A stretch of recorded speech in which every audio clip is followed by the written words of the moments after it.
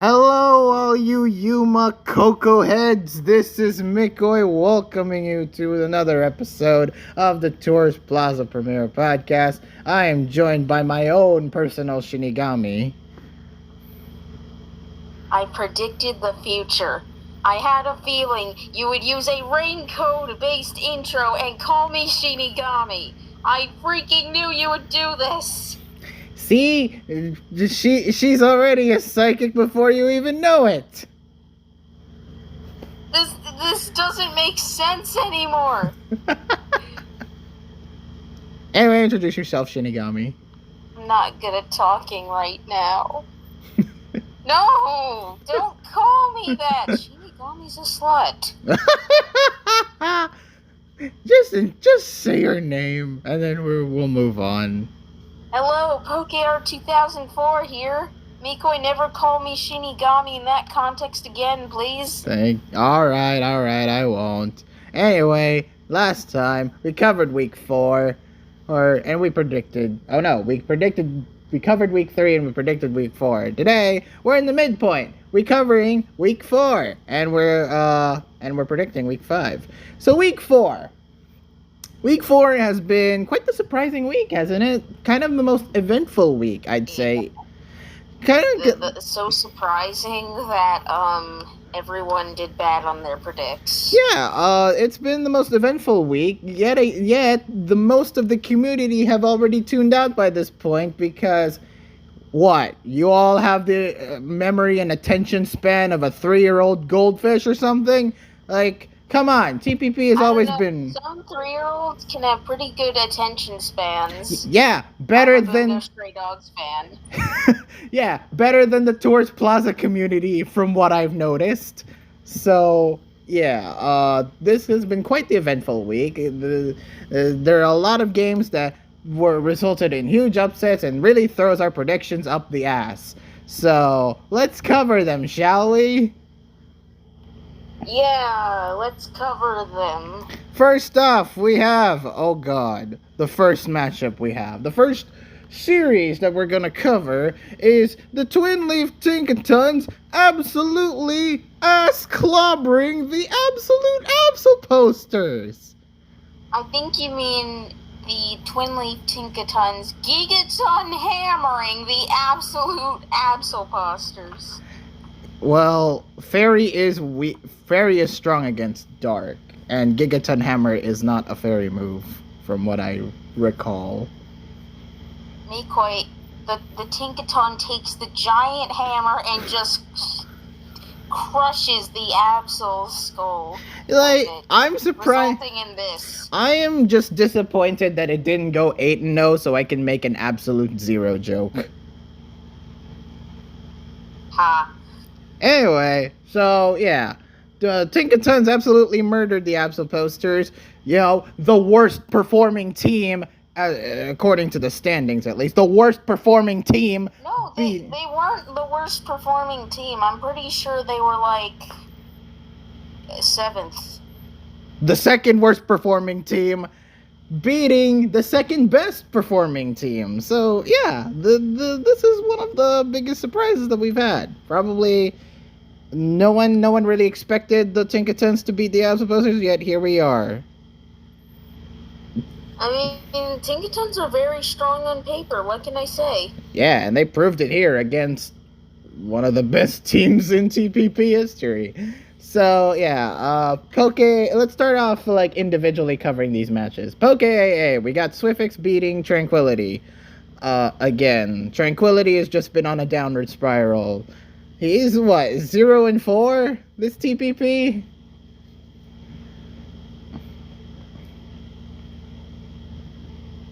Like he hasn't won a game of Poke AA. Oh yeah, Tranquility hasn't won a game yet. Wow. That is hugely surprising considering Axe is one of the major favorites going into this tour.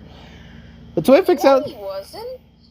Well, no, I mean like in the anyone who did their research would know he was not, in fact, a favorite at all. Well, in terms of, experience and overall just having to do a lot with the OMM metas. Mikoi, there was a reason me and you purposely nominated him so early so he would go for a high price. Because we knew he wouldn't do very well. And yet, the Absols got him because he's a mainstay of the Absols. Because he's an Absol. He's an Absol. The matches of this game, not really much to talk about with this game in particular. We have Volcanion having Magic Guard, which was pretty nice, taking half of Gudra's health at turn 4 with a Flare Blitz. Yeah, Mixed Volcanion. Interesting. Yeah, Mixed Volcanion was a very interesting set. Alex did not take advantage of the fact that he had Hatren to take care of hazards in the field very early. He had Hatren, yet he didn't resort to using Magic Bounce, instead would rather resort to having a hazard remover like Rapid Spin Regieleki. Well, what was the thing setting the hazards? There were spikes, there were toxic spikes. It was Garchomp with rocks, and there was also toxic spikes. There were toxic spikes set on the field. Well, Mikoi, because that was from toxic debris. That's not bounceable. Yeah, I guess that makes sense. Wow, toxic debris not being bounceable. That should that's a real surprise. Maybe that's why Glamora can't do well against Hetran. Anyway, Swiftix easily gameplay wise, Swiftix performed the better. I will give credit to Swiftix for actually performing decently in this game. Having Earth Eater Skeledirge to be immune to Garchomp's Earthquakes. Generally having Regieleki around to deal with most of Axe's very electric weak centric team. I'm surprised that Axe had a really common denominator in being weak to Regieleki. Having Terra Blast with against Garchomp also helps. With Cinderace's Sucker Punch cleaning the endgame, that brings Swiftix to a paltry win. I'm just questioning Axe's Regieleki set. Was that thing not E-Speed? No. That's a comment. That's a thing I've been noticing lately as well. Like, no, not a lot of Regieleki sets have extreme speed. I wonder why. Let us know in the comments, Poke yeah, players. I'm looking at it now. I guess it's either you run Rapid Spin or you run E-Speed, and he ran Rapid Spin. I guess Rapid Spin despite having Defog Corviknight. Yeah, I guess Rapid Spin is just better than E-Speed Regieleki. Let us know in the comments below, Poke players. Is Rapid Spin better, or is E-Speed like situational? Too situational at times. Oh wait, no, I think I'm thinking of Eggs versus Panu when it comes to the Regieleki. I think you may be thinking that. Not using E-Speed or possibly not having it. Oh, actually, yeah. Axis just didn't have it, and I don't think it mattered. I guess so. Next up, Stab and Mega. We got Ice Master beating Zastra. Not a surprising outcome, to say the least. Like, Ice Master definitely performed the better against Zastra. Ice Master being the only win for the Absols. Can we talk about the Scizor? Yes, Ice Master really took advantage. First of all, took advantage of turn 17's hard switch to have Swords Dance, Gigaton Hammer, Lucario Knight, Scizor. That thing is a monster killer, and it easily killed Toxapex in one hit. Maybe if Toxapex was even at full health, it wouldn't survive a Gigaton Hammer boosted Lucario Knight with Swords Dance.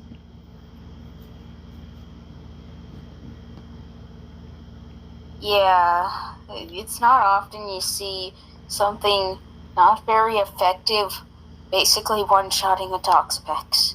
A Toxapex at that. A Toxapex.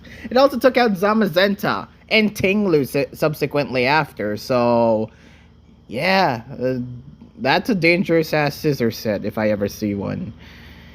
And I can very much understand why. Hold up, let me fact check this before I say it. okay, Let me fact check this. go ahead. Yeah, I can very much understand after seeing that why Gigaton Hammer was subsequently banned. Oh yeah, that is primarily the only reason why Gigaton Hammer is banned, because so many Steelmons can absolutely take advantage of Stab and Mega's hilarious, ridiculous outsets, and Ice Master abused it, for lack of a better term, abused it. So yeah, not much else to say. Ice Master just swept through Zastra towards the end game, mostly Scizor, but Arcanine as well, cleaning up Zastra's Arcanine with Stone Axe, even though it missed a couple of times, but it still won.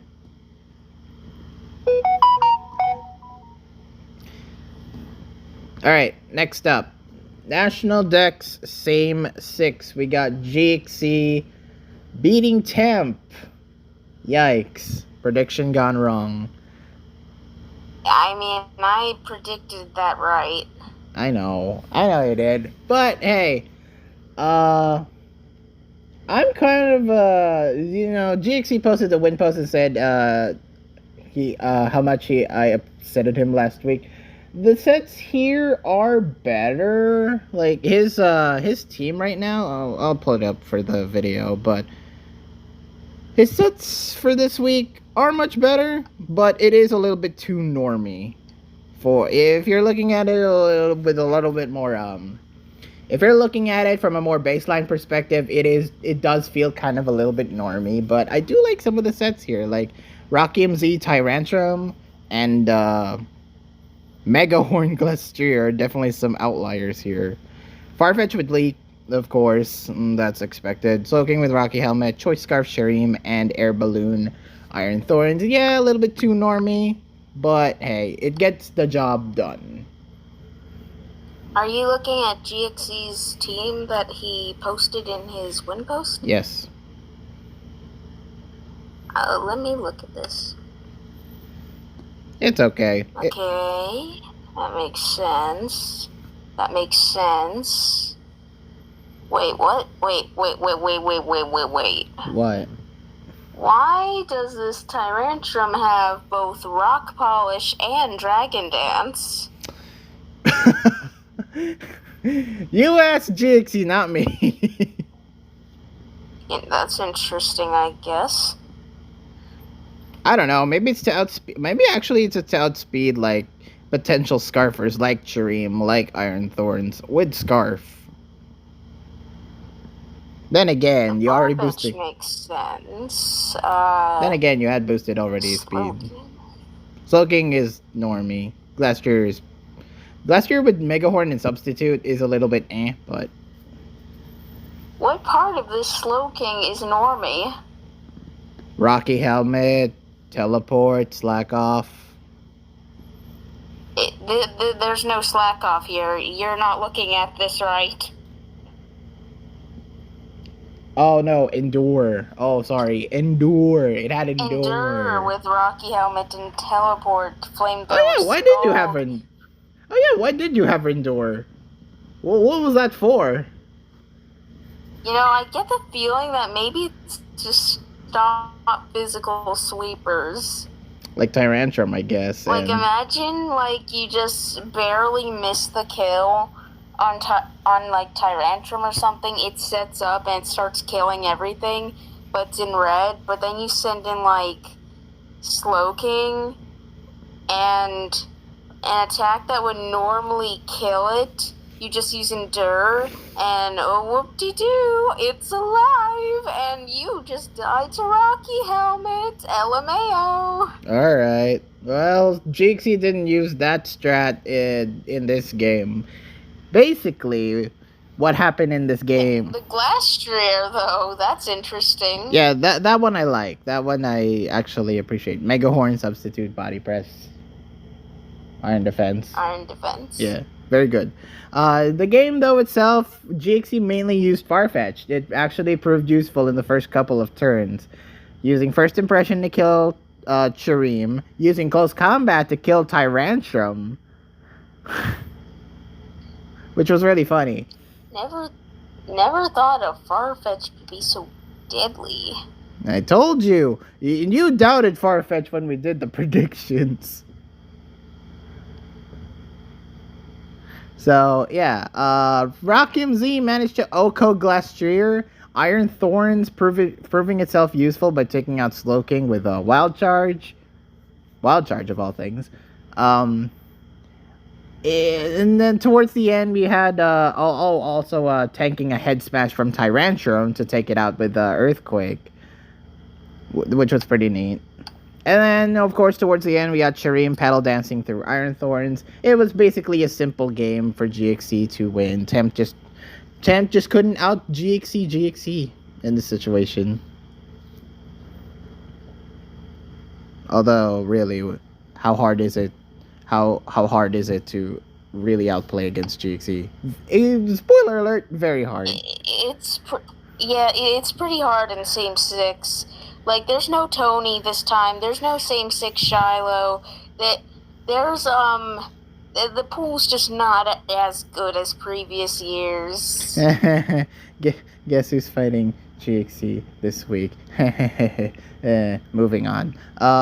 Mystery OU. We got Ewin beating Shiloh. This one I actually got right and you got wrong. So, ha. Yeah. So, actually, this has been a very interesting game. We got hazard stacking by both players early on, giving both of them immense pressures, which really took him out, which really gave them a little bit sense of security once they have both hazards up. Wooper was as a Wooper fan, I applaud Ewin for using Wooper to the best of his abilities. He managed to encore a substituting Vivian, which basically shut it down from ever using Quiver Dance. Also, having Unaware would also be really helpful. Not really, because, like, Wooper's special defense probably sucks. Probably, yeah. Kingambit managing to Sucker Punch Pikachu despite being trapped into Encore was really funny. It was basically like a 50-50 turn by that point. And then ultimately it was Zapdos who carried Ewin to a victory, having taken care of Azumarill at the end and Terraghosting to avoid Breloom's close combat. So very, very nice win by Ewin. Yeah, not really. I feel like Shiloh was playing better at first, and then the Wooper encores, and then he turned it around.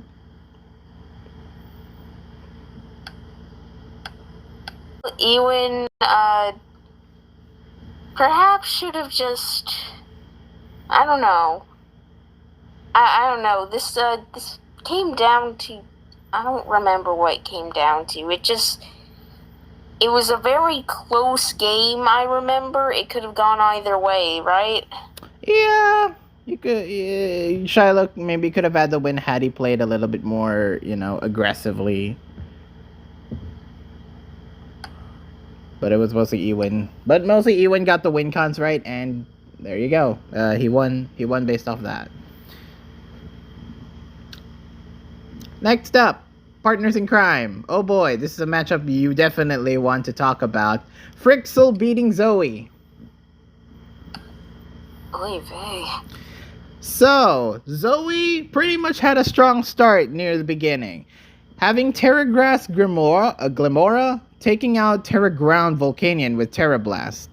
Even though losing Heatran immediately was detrimental. I don't know why Zoe had to not protect the Heatran, even though, to be fair, it was kind of useless against the rest of Frixel's mons. But still, having Heatran there would have been more useful. It makes me wonder how many Pokemon on Zoe's team actually had Protect. Me The too. way I see it, if half of your mons don't have Protect, you need more protect. Yeah, almost all your mons should have protect. It's easy scouting. Like you don't necessarily have to have protect on all your mons, but I think at least half of your mons should have it.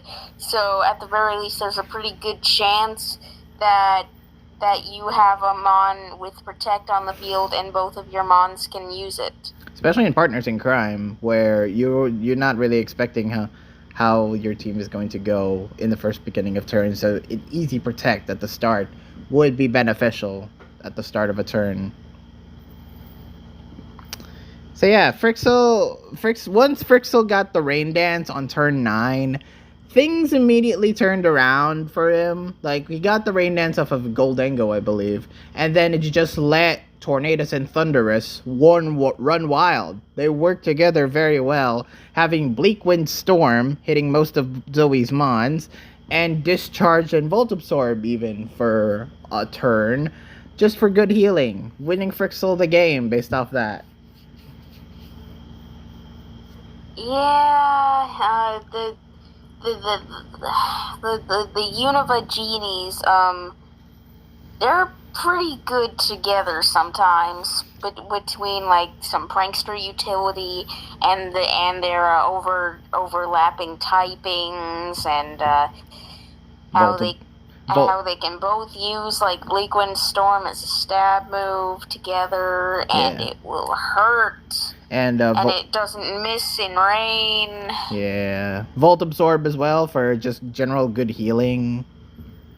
That too. Giving Discharge with Volt Absorb is always nice. Giving Tornadus a freaking immunity, like, that's useful. So yeah, very good win by Frixel. Very good utilization of the Unova Genies. Hopefully we'll get to see them as the weeks progress. Next up, we have Avarice beating Casual.exe. This was the first game that was played. Then again, most casual games tend to start early. Like, he's only usually the first match ever played. And this time, this didn't work to his favor. He lost. Well, it's Rans. And one of those gens was Gen 2. Oh my god, we'll talk about that in a bit. But also, no, this was not the first set of games played. Oh. Second? Second. Yeah, second. Yeah, because your player did it. Well, let's talk about that when we get to it. But for now, Avarice has won Gen 9. Early game. Oh no. Who won Gen 9? Oh yeah, it was Casual. Never mind. Early game, Casual managed to cripple Arc Fighting enough to paralyze it, to render itself unusable until later. Zacian, taking advantage of Palkia missing a Hydro Pump to set up and Oko it, even managed to chip Rev. Yeah, that's pretty bad. Yeah, and even managed to chip Revavroom very heavily before dying to poison. And then Terrafighting Metachan just won for Casual by living off of Breloom's Mach Punches to kill it. Basically, towards the end game, Avarice tried to like Mach Punch the living hell out of the Medicham, but Terrafighting wasn't having it and just basically killed it. Welp. Gen 2. Oh boy, this was a really hacksy game. Even Avarice. Literally, I think every Gen 2 game is hacksy. Even Avarice had to comment, "Ask Gen." I don't agree, yet I don't disagree. Rapidash missing a lot of hypnosis early on before getting one on Wigglytuff. Then paralyzing Slowking with Body Slam. Magmar getting huge crits with Thunder Punch with against Tentacruel and later Togetic. And even Alakazam freezing Mewtwo with Ice Punch. Yeah, I guess it was a bit worse than usual in that game. Yeah, the hacks in this game, it was unbearable. And poor Casual had to play off of getting hacked a lot. And yeah, just having to deal with a lot of unfortunate hexes. Avidus picked up the very hexy win after that. We're not talking about Gen 6, or did we already talk about... No, Gen 6. Yeah, Gen 6 is the last game. Gen 6 happened with Avidus managing to beat Yanmega with Arbok plus Machamp.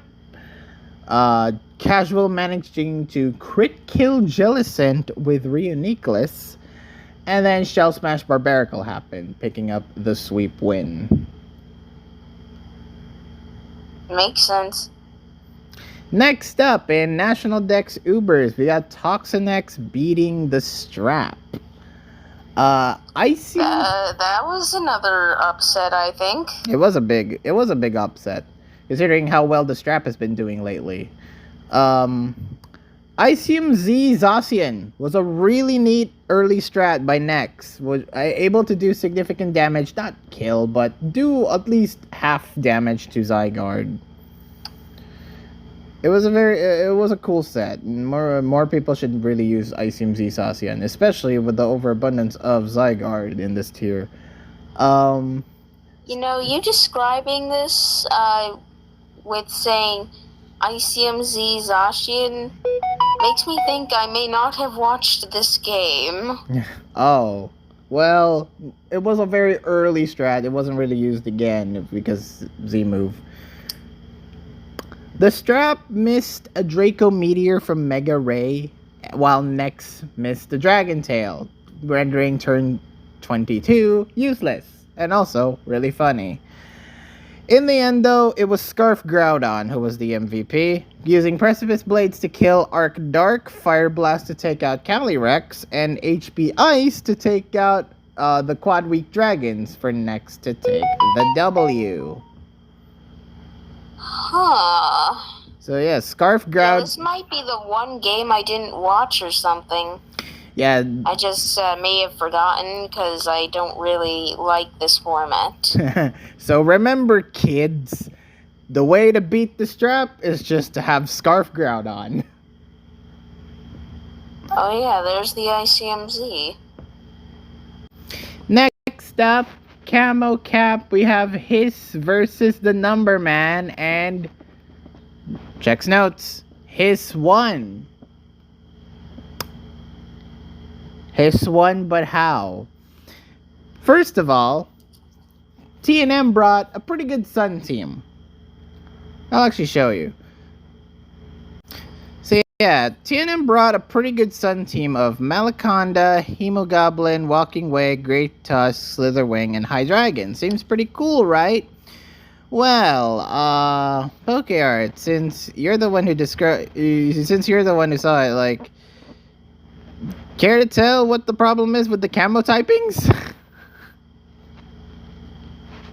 You see, Hiss brought something that TNM is very weak to.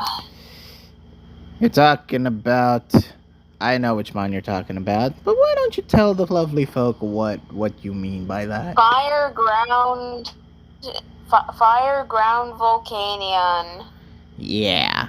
The fact that Hiss brought the Fire Ground Volcanion really proves to show you, like, the type matchups do matter in Camo Cap, and this one was definitely a huge problem.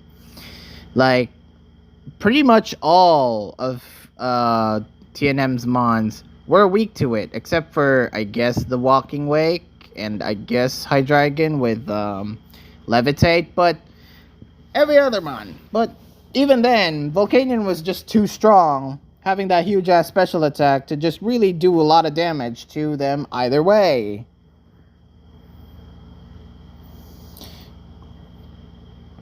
So yeah, Volcanion really massively helped Hiss in this game. It was able to catch mons on the switch, predict nicely, just claim kills like Earth Powers on Slitherwing and Hemogoblin, and then Flamethrower on Malaconda.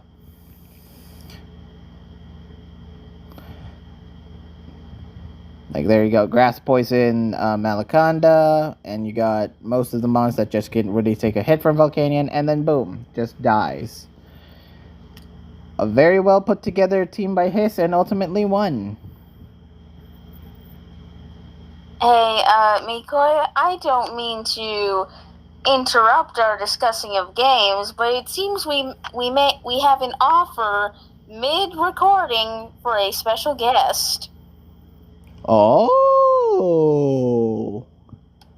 Da-da-da-da! Let's invite him right now. Hey, look, special guest! Introduce yourself.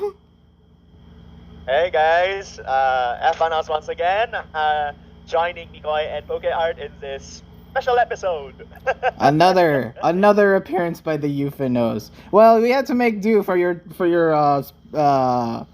missing out on week 2 a lot. So yeah, perfect timing. 2 weeks later. Yeah, it really is. All right. So, perfect timing actually, since you're here and PokeArt's here. So you guys can talk about your series, because the next series in this game is the Litwicks versus the Frostmoths, which you guys won. Yeah. So, first off, in Poke AA, we got Rafna beating Don Vasquez. Who built for this team? Who built for Rafna's team, huh?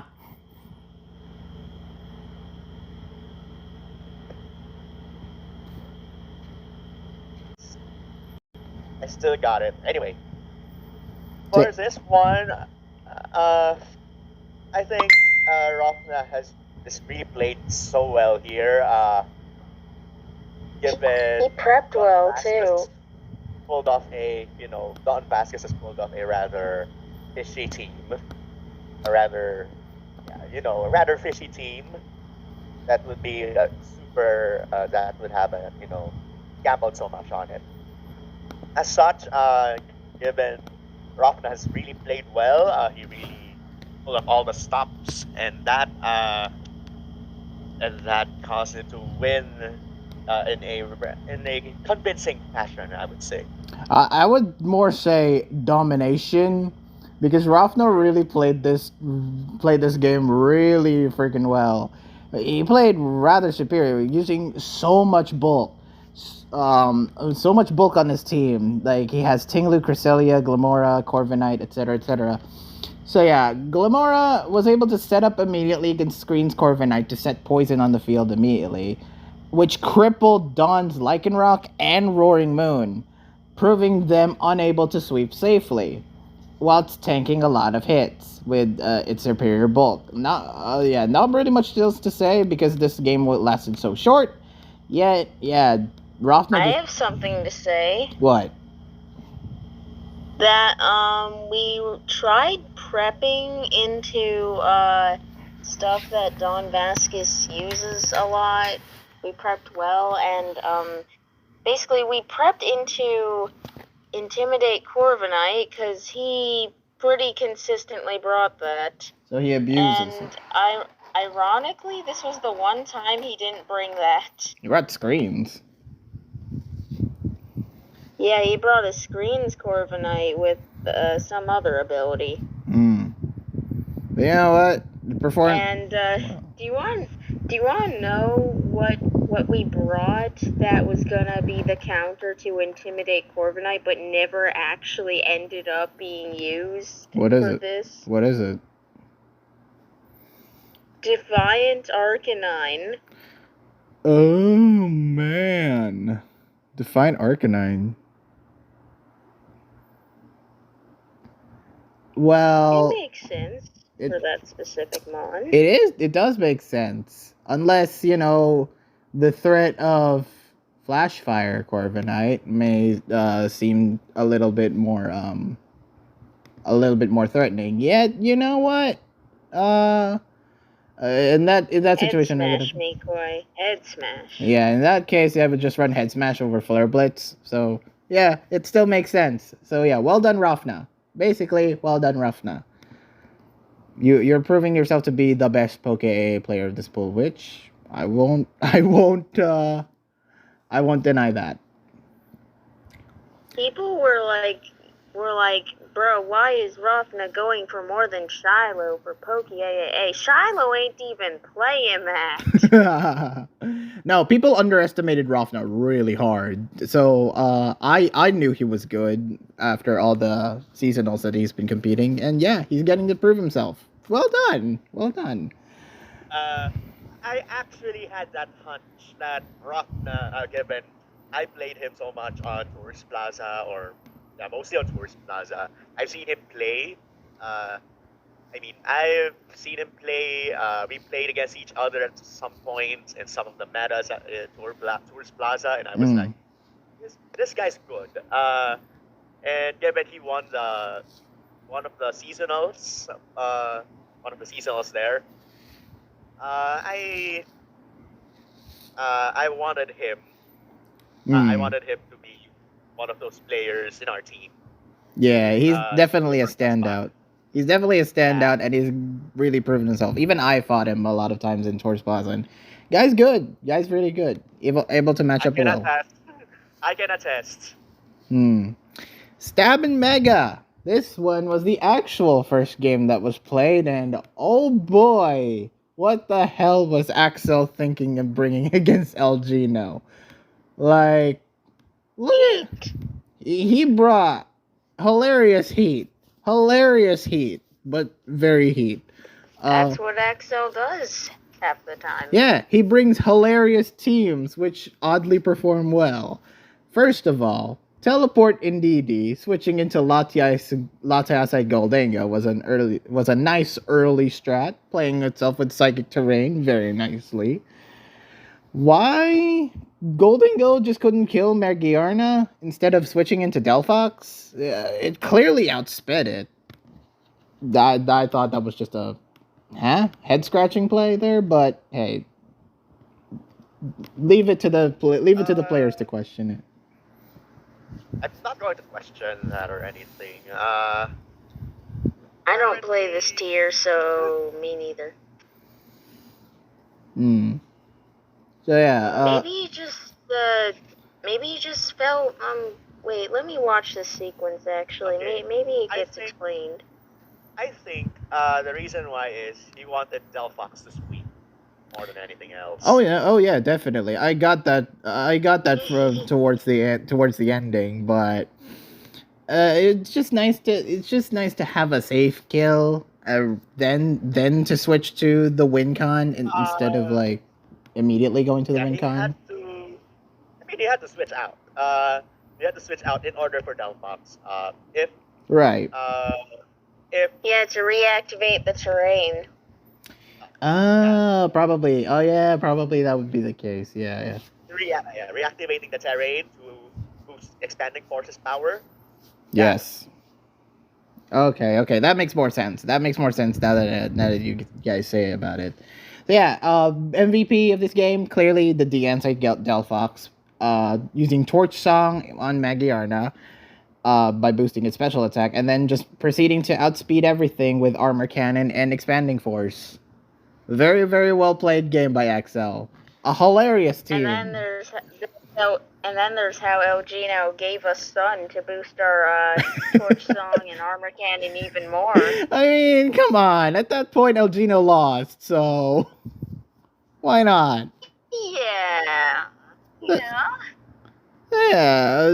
Funny. It's just funny. What's even funnier is next game. Like, what the hell happened here? TMM versus Lechen in National Dex same six. This. Well, yeah. No, I don't think this is very funny, actually. No, it's not. But holy crap, I was like head scratching my way towards this game. Like, how the f did TMM lose this? And then I saw the game, which what the hell? Lechen having imprisoned Golurk turn 1? That's probably it's a strat. It is a humongous strat because it sealed TMM's Golurk to prevent stealth rocking immediately, and then it followed up by critting Delmise with Shadow Punch before killing it.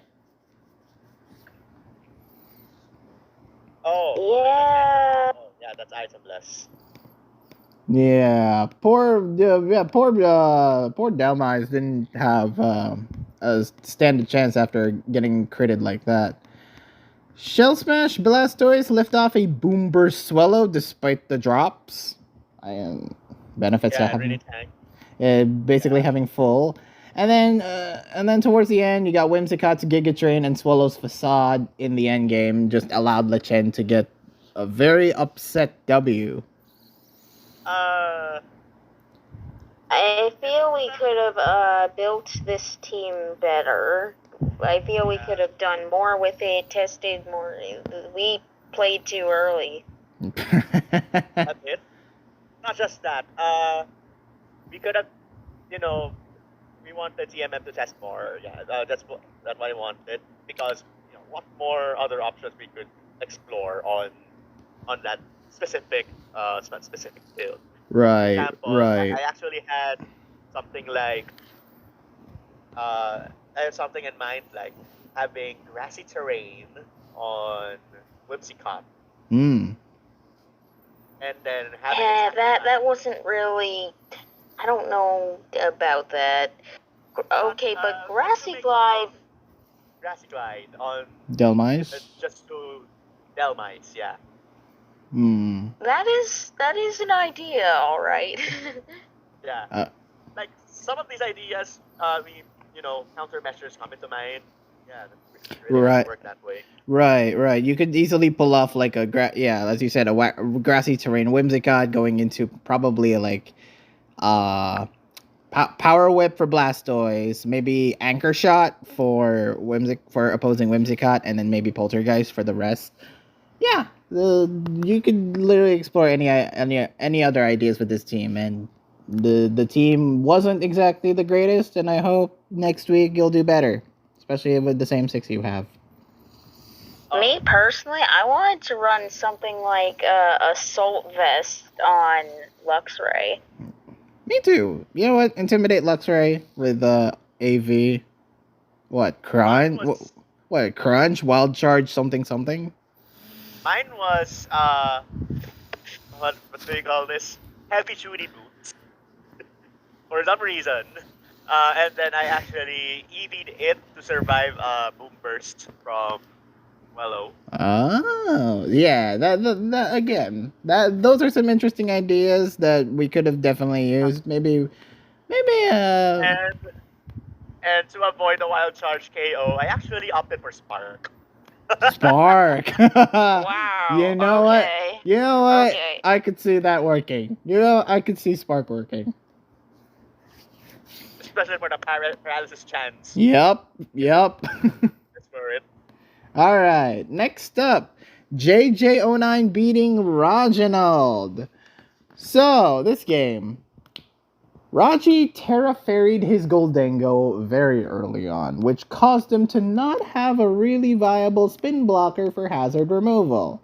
And judging from what happened in this game, he really could have used the Steel Ghost Goldango instead of the Terra Fairy Goldango.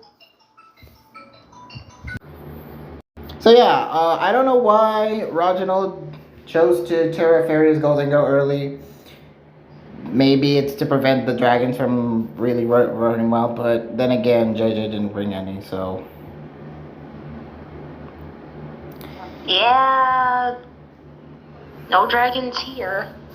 But, credit to the Goldango, it was the MVP. Having Terra Normal, of all things, being able to stand up to Dragonite and Clodsires Earthquakes and getting lucky special defense drops. Even beating Ditto for the win. We watched this game live, PokeArt. You should definitely know. Oh, you should definitely have an idea on why JJ won. Well, yeah, didn't you just explain it? I did explain it, but your reaction was very, very worth seeing. You were really surprised. What? I watched this live actually. Oh, you did too? Huh. yeah, I really did watch this live, and I was kind of amazed.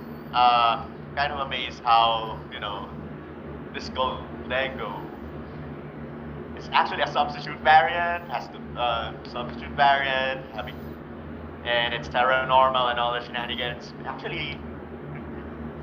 actually worked in his favor. Uh, Mm. Right. Definitely. Right. Yeah, and JJ performed better. Finally, JJ having a win, very nice. Like, finally for your OU slot, you finally got to win one. Yeah, we were very close to slotting him out, admittedly, and I'm glad we didn't after seeing that. Yay. All right, next up, partners in crime. Now, Litwix. Do we have to talk about this? You've had some good games in this series. Then again, you've had some pretty bad chokes.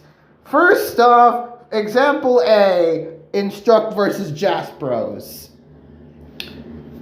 So, Jaspros having Koto cleave Terraflying King Gambit on the field, while Instruct was busy trying to defend using acid armor on his Mons. Okay, nice strat.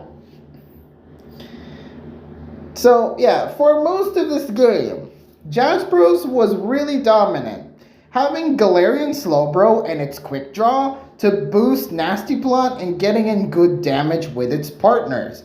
For example, Diancie and Armor Rouge working together to kill Terra Fairy Yuxi, who had Calm Mind, Mystical Power, and Draining Kiss, along with Ting Lu.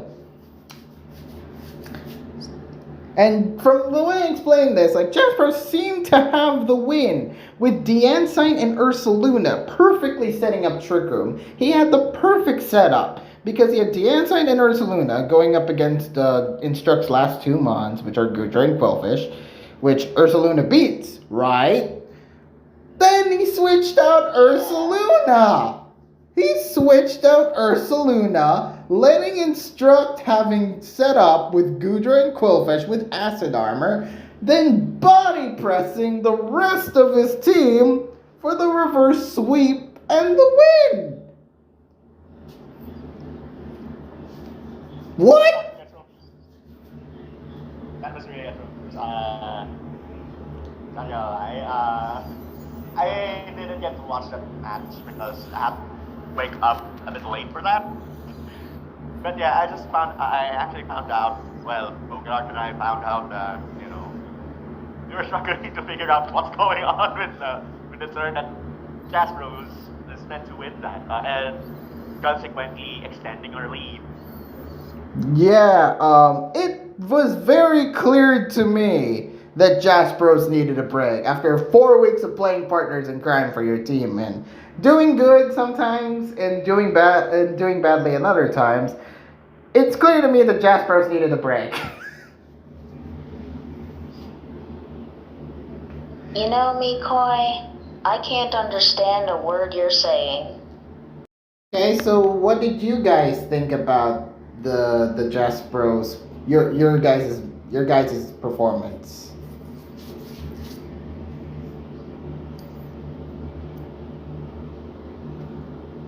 Yay, much better.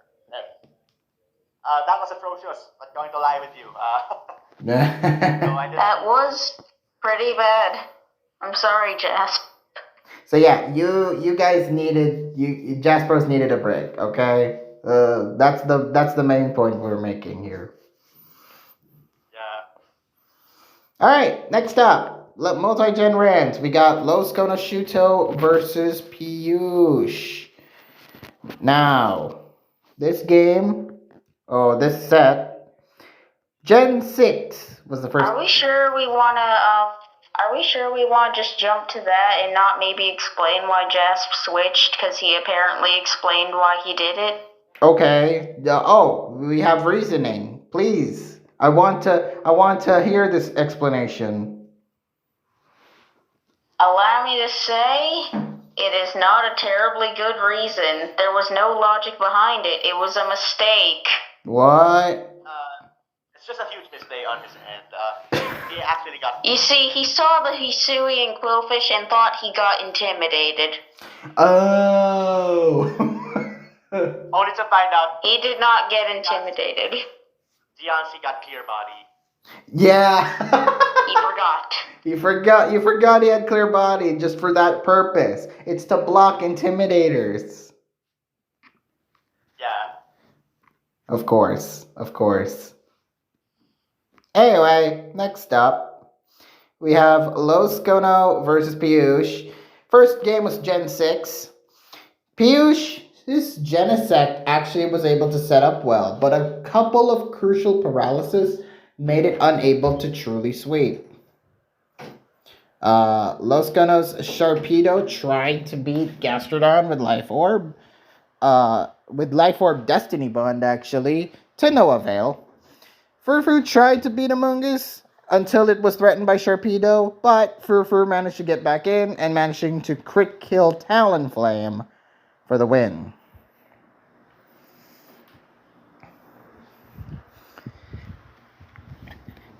Not saying that I want to comment about it, but I really trust Los Conasuto and his his work in Rand. Oh, clearly you don't doubt the Los Konoshuto. How much I've been praising him over these last couple of weeks. You better not doubt Los Konoshuto at this point. Not at all to me. He's really keeping up with the times.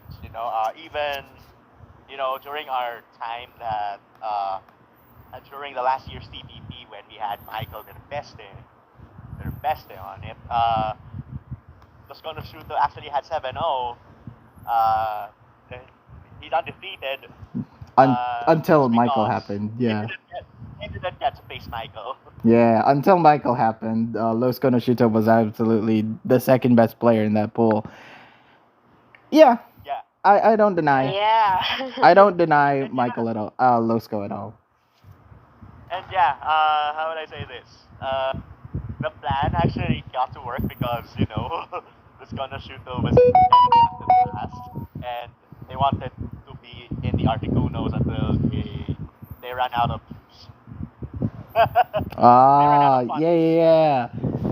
Yeah, I commented to Yes, that. we I established that we were saving the end for Losco. I was surprised that you got them this late, and look what happened.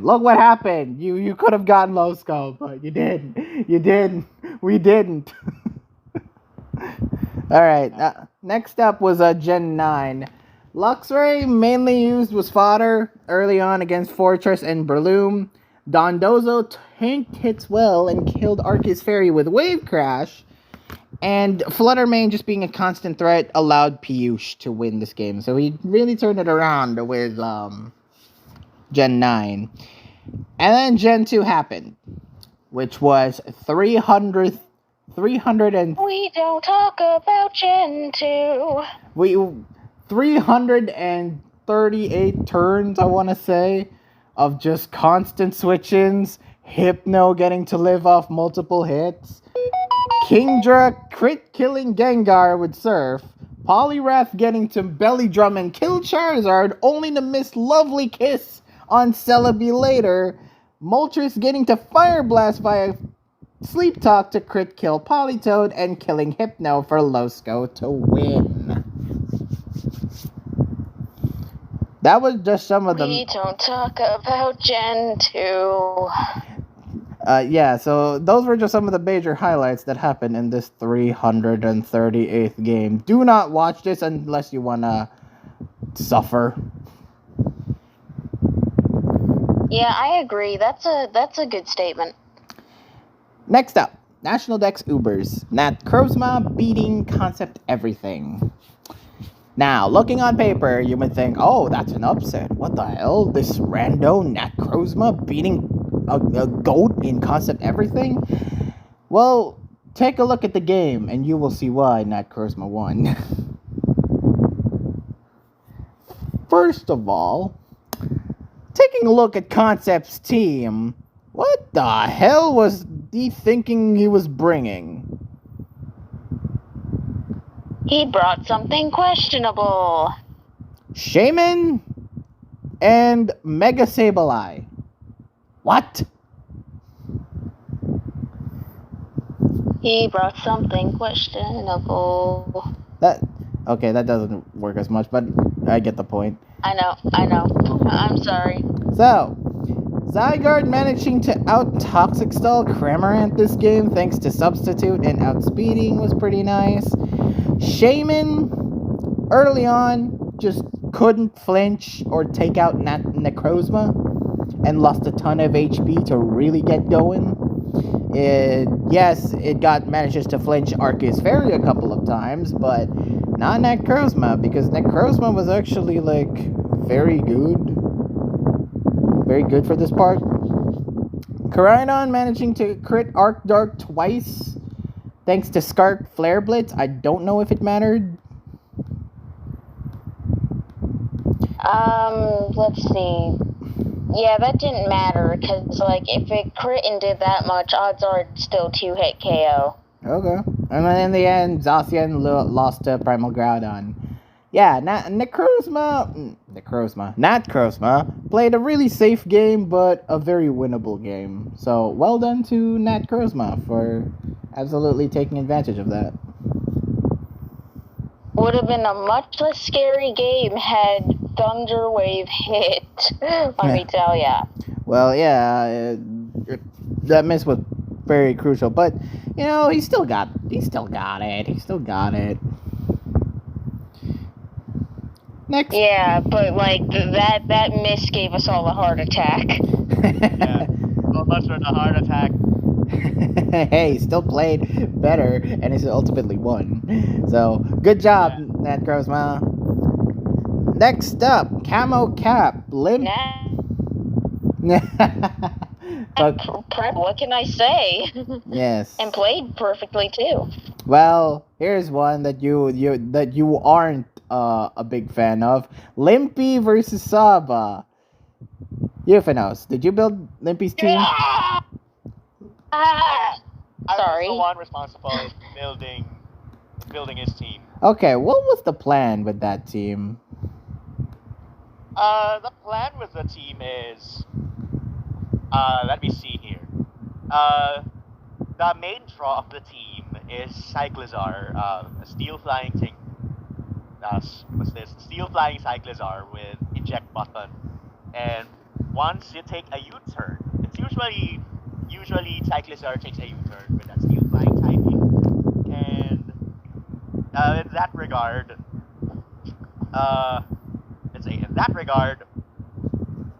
what it does is you can switch Cyclizar in and boost it with Shift Gear, and now that you have Stab Acrobatics with the double power, it has to speed. Okay, fair enough. That's a plan. So at the first, I witnessed we're somehow getting a bit of a jumble that we're actually required to sacrifice one mon. That Limpy has to sacrifice one mon for that, probably because of Saba's opposing Brillowatt, which is Waterground, and we somehow had a hard time dealing with it. Right. And then we found out that Limpy managed to recover, which is a good sign. And the problem with Limpy is he counts too much. Yeah. He counts too much. Which you know, overcalking can be a good thing if you're really trying to this is what I should do. This is what I should do. Oh, this does that much. Okay, let me try to work out a lot of possibilities with what would happen if this thing happened or if this thing didn't happen. Yeah, that could be a real detriment. That could lead to overprediction. Yeah, and apparently, when Limpy sets up for Shift Gear, he apparently counts, which means he had to use knockoff instead of acrobatics. Ooh. Yeah, that's the actual issue. Yeah, some of the problem there, like the shift gear play, you really should have calculated acrobatics on that one instead of going for the straight up knockoff. There was an overprediction early with Kilowatt, I mean, in turn 7, costing it to be switched out for later. But yeah, Limpy seemed to be in the offensive for quite a while. And then the last couple of turns happened, which, oh my god. Ah! Dragapult. Yeah, that's where Hmm? that's where I was like, that's just what I was like when I watched. I told to him after the game, what are you doing? Yeah. Out. Then Levy said, acrobatics won't kill. Oh. Won't kill. When I told him, are you sure? This is the count I gave him. This is a 75% chance to kill in full health. Yeah. Should have trust your instincts a little bit more, Limpy, huh? Yeah, it was a 75% chance to kill, so we nearly had it. Only to find out that in his scout it didn't indicate the steel flying Taipei that is on Cyclizar. Rip. Hence the loss. Rip. Also, yeah. Towards the end game, we saw the Dragapult having the Aramoth here. You would think that, okay, yeah, Dragapult can just Shadow Ball this and immediately kill both Aramoth and Kilowatt, right? You could just Shadow Ball it and then win. But then he switched. Yeah, but then he switched out. He was kind of paranoid of Final Gambit, apparently. But For some reason, even though that's a ghost type. Yeah. That's a ghost type. That it was Dragon Ghost. Like We know. we had the perfect opportunity to Shadow Ball, and yet for some reason he switched out, letting Aramoth set up a Dragon Dance, and then close combat this, and then Blizzard this. Like. Yeah. That's more like, I would say, there are like a lot of opportunities for Limpy to win that. Not gonna lie with you. Yeah, he had multiple opportunities to win that, and yet because of his overcompensation, ultimately that proved to be his downfall. Even though he was playing pretty decently against Saba, yeah, it's best that Limpy. It's best that Limpy needs to improve a lot more than what he did. And but yeah, I really commend Limpy on his recovery. Again, from the team, given some flaws that we have built. He really did well. It's just that the end game, he panicked so much. Timer is also a factor. Yeah, there's some room for improvement. Mine was like, trusting on the gut. He has to trust on his intuition more. Yeah, that's probably the one morale that we have. Trust your instincts more. Trust your instincts more, and you'll ultimately win. You'll ultimately figure out the safe instinct on how you win the game. How about OK Art? Do you have any thoughts about it? Apparently she's on mute. What's going on? Anyway, you cannot proceed. I don't know. She's probably having errors, or I don't know. Yeah, anything else? Yeah, anything else to add, woman? I don't know. It's so unfortunate that we could have just shadow balled twice and won. Not gonna lie, this was actually some of the most stressful moments that I have as a playing manager. You know what I mean? Right.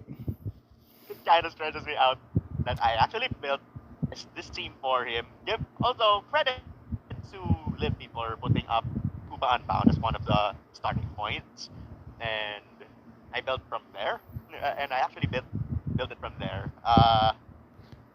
Yeah, and there goes about our team. Yeah. You still won the week, so congratulations, Litwix. Yeah, we still won the week, which is a good thing. Yeah, definitely. Yeah. What? Yeah. It's kind of worth the stress. I'm glad it all worked out in the end because we had two losses via unnecessarily switching in and allowing something to sweep. It's bad. Strange how it was the exact. We could have probably gone 7-1 that way. Not gonna lie. Yes, we could have, and that would have put us at second place. Yeah, had you had one more, but hey, what can you do? Maybe you just want to make things closer. Conspiracy theory activate. What can you do?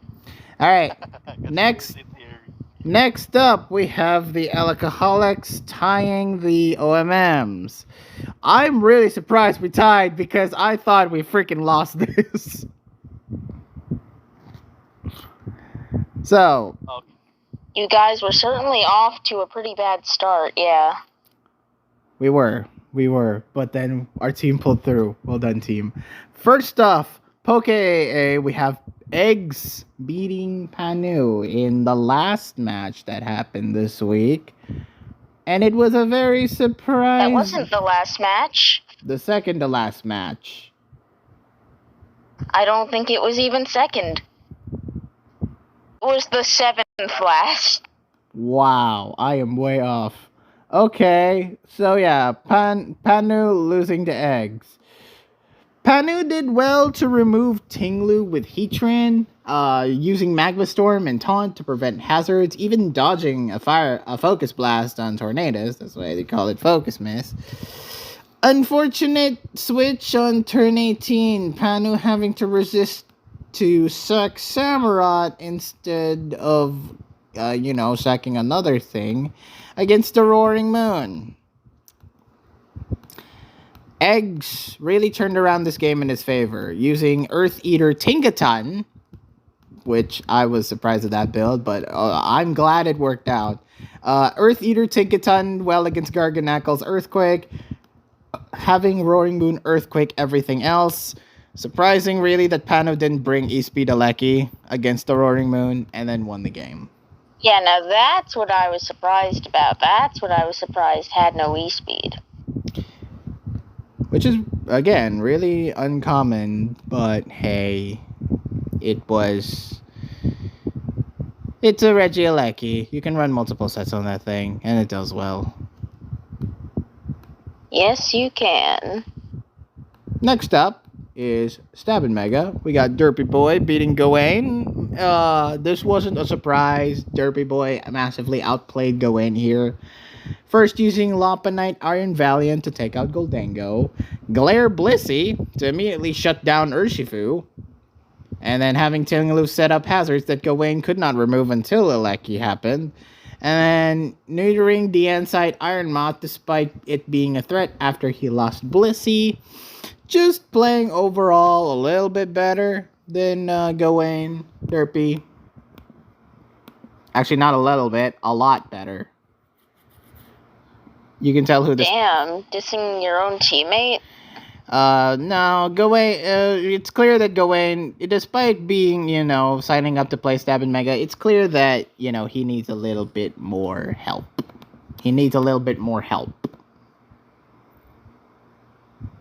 Did he not receive a bit more help? He did, but it was clearly not enough. Well, I don't think that's his fault then. Yeah, it's not his fault. He did well. Hopefully this week we'll bounce back. Next up, oh boy, speaking of someone who desperately needs help. Oh. Me versus Drew. Yeah. It was a very short game. It was very non-existent when you actually play. But yeah, I prepped pretty hard on this one. So basically my team was a little bit more, I guess you could say, unconventional. I had Payapa Berry Beware to take care of psychics from Celebi. I had Celebi, he having actually we did build some heat, having Nasty Plot Flame Orb Trick Celebi to counteract a lot of the physical mons here, like Corviknight, like Beware, like Torterra. Just naturally getting a trick in to just shut down any body presses that Corviknight could have, or maybe Beware. Really could have used that a little bit better, me.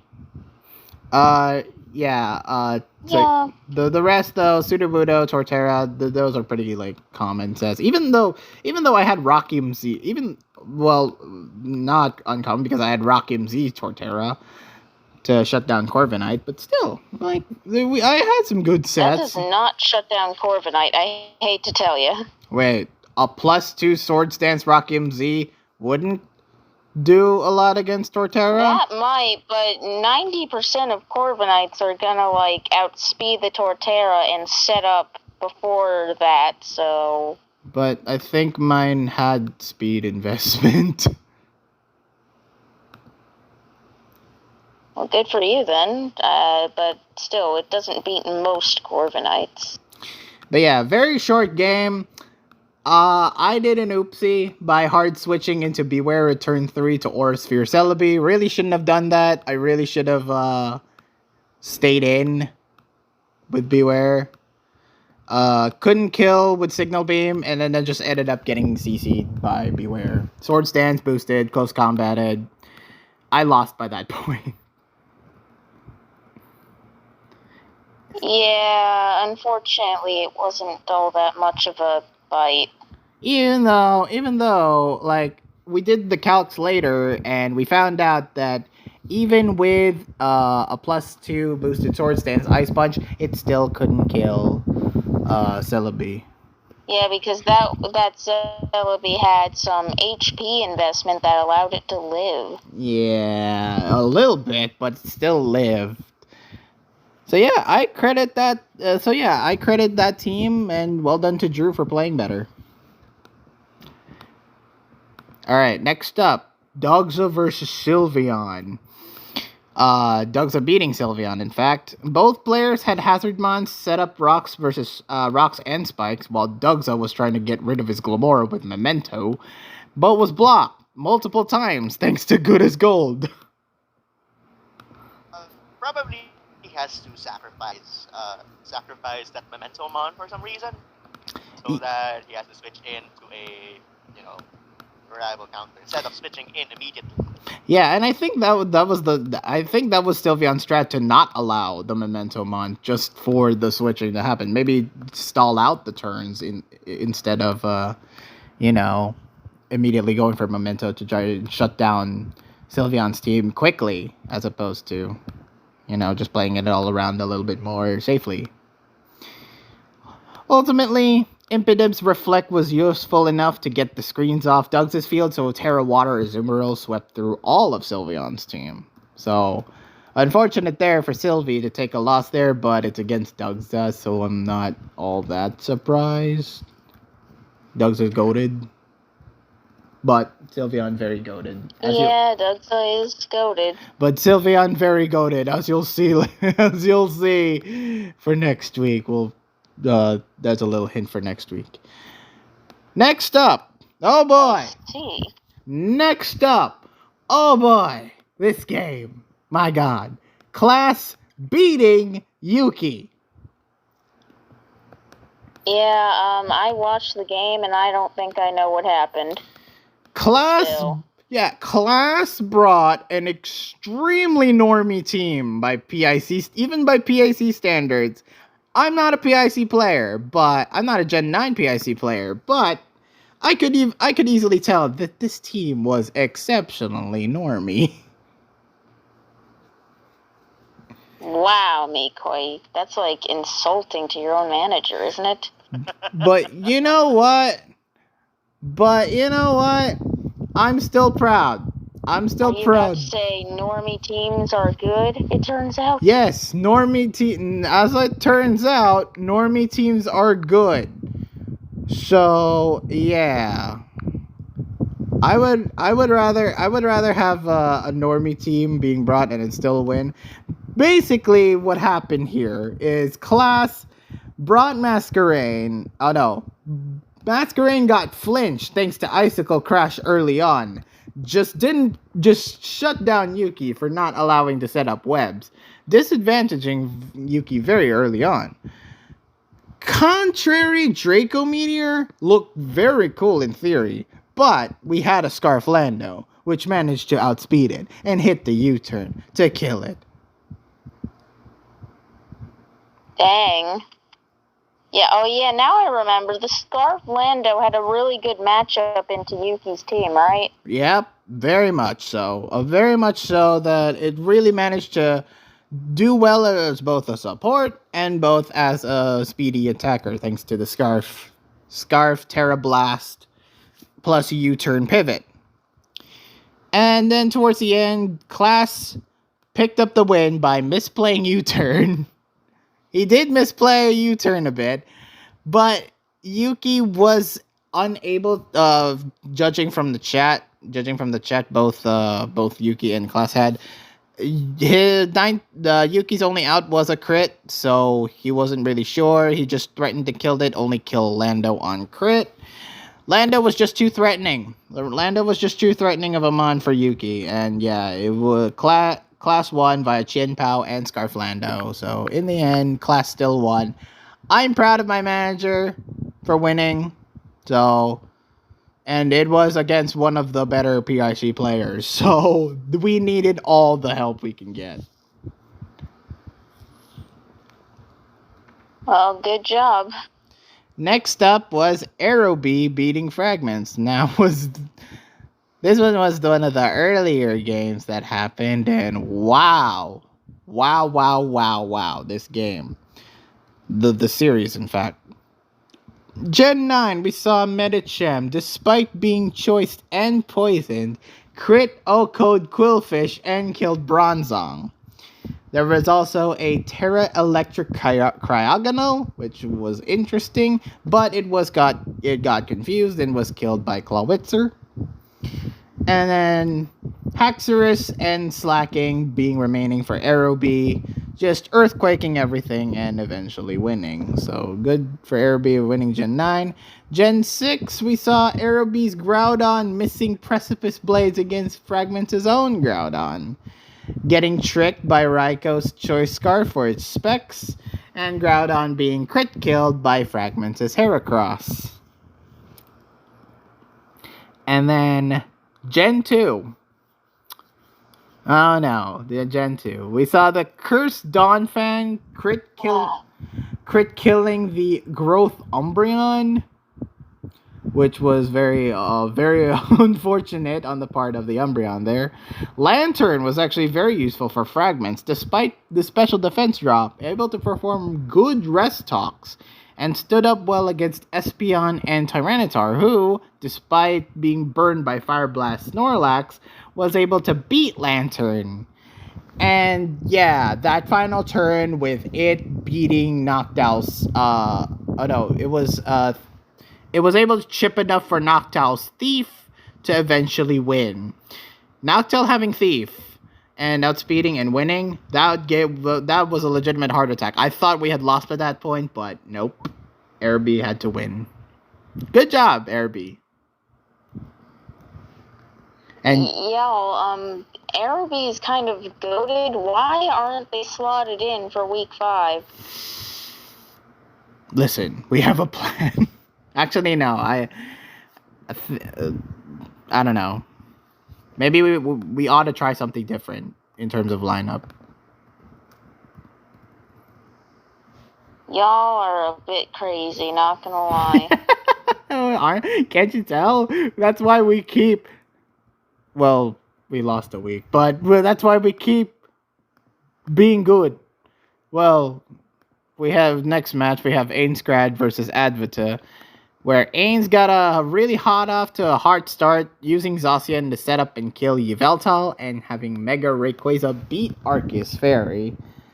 Mega Lucario beating both Zacian and Crit Okoing Kyogre, and then Mega Ray was the last option for Advita, but it got paralyzed midway. Ended up mattering as Mega Lucario Meteor Mashed its way to get the win. And then finally, in Camo Cap, Carl Dude Guy beating Cyril, which wasn't really... Yeah, we kind of all saw that coming. Wasn't really all that surprising, as Carl used Jumbao and Malaconda as Sunsetters, while Walking Wake and Slither Wing did massive kills to Cyril's team. Even though Cyril did bring a pretty cool, interesting set for Colossal, which was Steel Fighting, Iron Defense, Body Press, Rapid Spin, something else. It was just unable to pick up any sort of kills before dying to Jumbao's Moonblast. No, it's too slow to set up. Because given Carl's build being an overwhelmingly offensive Sun team, actually kind of better than mine in this current camo setup. You know, I would say it's actually that's why Cyril had kind of a degree of difficulty dealing damage against some of the key mons for taking out too slow. Right. So it's just too slow. I think he had Heavy Slam instead of Iron Defense. That's another thing. If it's coming from that, then yeah, I don't think it could have been, I don't think it could have been a great from Cyril.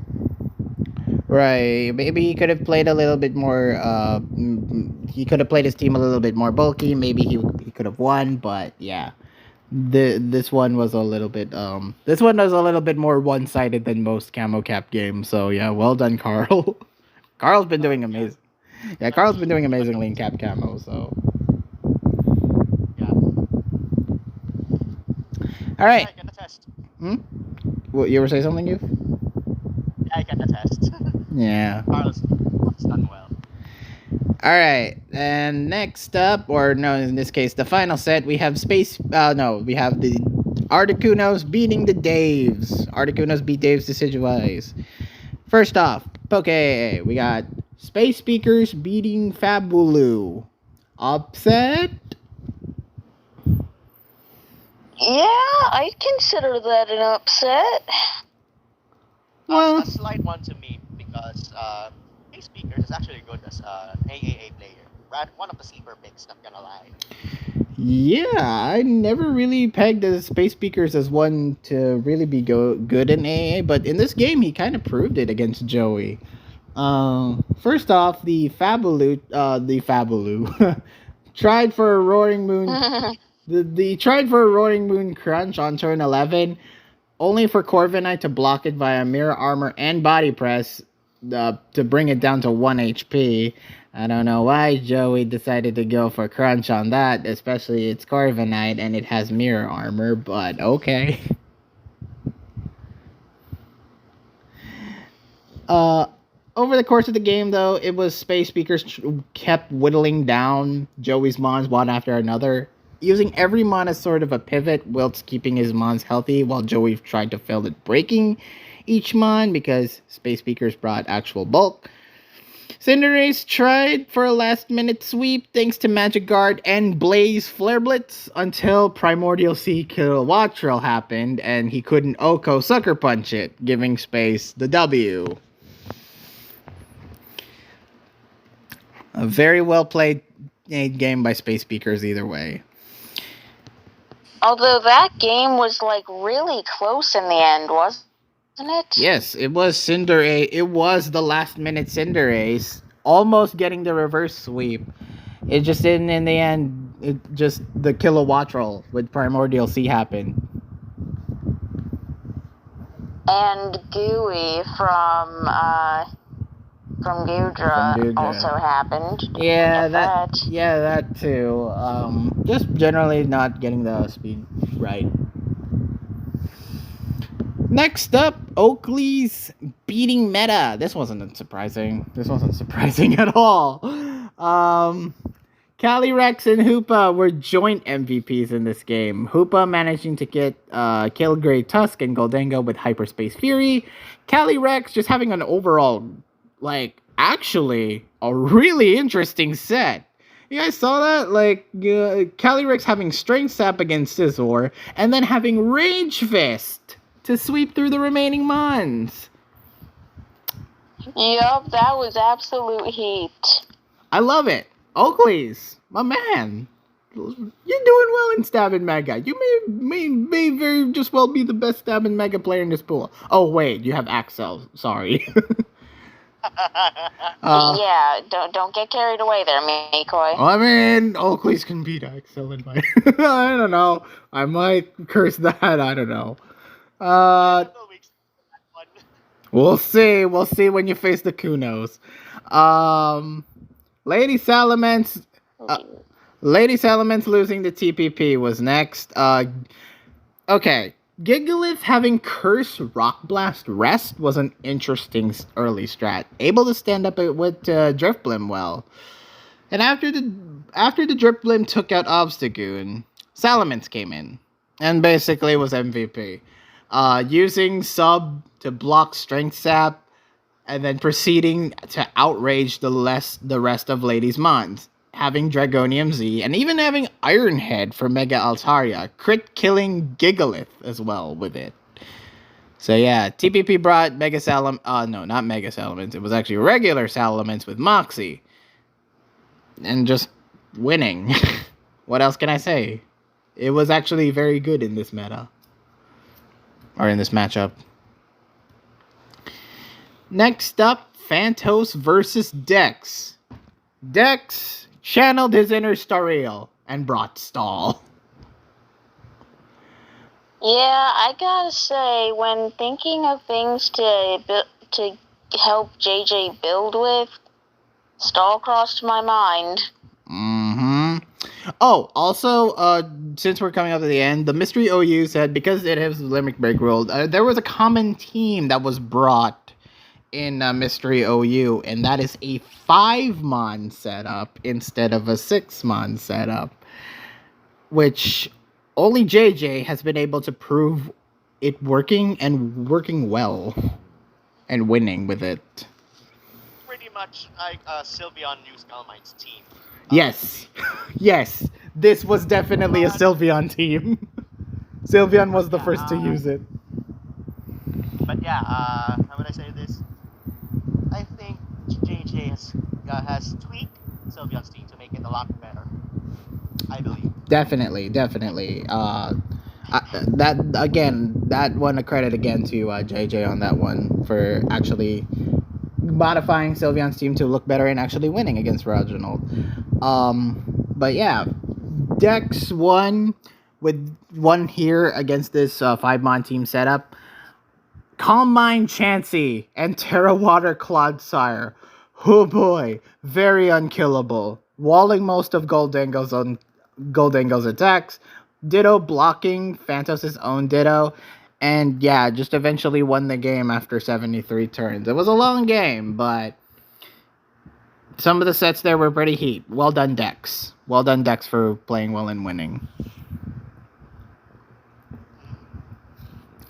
Next up, I was very caught off guard by the Calm Mind Chansey. I was like, bro, that's so unkillable. Yeah, bro, that's so unkillable. That's really unkillable. Alright, next up, Chromate versus Zern in Partners in Crime. Chromate absolutely ass-blasted Zern in this game. Absolutely ass-blasted him. King Gambit was used to Trick Room, and then Mesprit was the one using the OP strat. Calm Mind, Mystical Power, Draining Kiss. Sweeping through Zern's team despite being poisoned, King Gambit just took care of Goldango and Volcanion at the end. So yeah, that was pretty OP for Chromate to bring. It was a simple Trick Room team with an OP Mesprit, and then boom, win.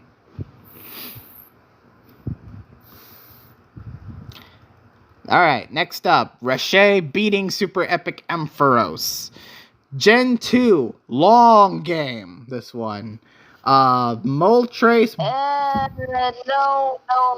Just want to say, for Gen 2 standards, this was pretty short.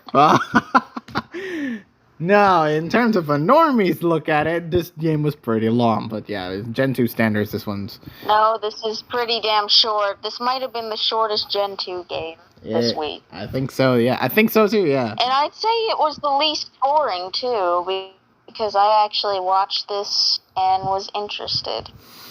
So, Moltres being useful for Sunny Day and tanking a lot of Snorlax hits.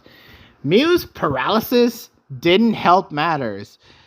Having a crucial one at turn 42, despite having a pretty good set. You have a Swords Dance, Rock Slide, Earthquake, I believe, and something else. And then Mewtwo and Primeape just working together to take it out at the end, basically. So yeah, Mew was helpless with the paralysis. Gen 6 then happened. Yeah, pretty much. Gen 6 happened, which was a particularly haxy game. Saw a double Frost last week with mirror moves to good measure. Flareon managing to burn Mega Mewtwo X, which was very costly. Yeah, with a Flare Blitz of all things. That's rare. And it brought it out to low, red health, and then burn. Unfortunate. Lilligant missing a sleep powder on Pangoro, enabling it to set up with Quiver Dance and do the Lilligant sweep like it normally does. And then Xerneas managing to Thunder Paralysis the Azumarill, and Unaware Clefable ignoring the Geomancy boost to safely beat it with Moonblast. Unaware Clefable wins. Gen 9 then happened, which Inteleon missed 2 Hydro Pumps, allowing Spite Ups to set up 2 layers of spikes after getting 2 webs up. Super Epic Ampharos got pretty unlucky in the Gen 9 game, right? Very, very unlucky. Oinkalone being burned, for one thing. Moltres Galar working in Rashay's favor against SEAs. Just getting the confusion for the kill. Even confusing Chi-Yu. And then Sylveon just managing to kill Sandaconda. Yeah, it was a haxy-ass win, but Rashay won, so I'd say it's a win-win. Even though we didn't predict for SEA, we didn't predict for Rashay. He won.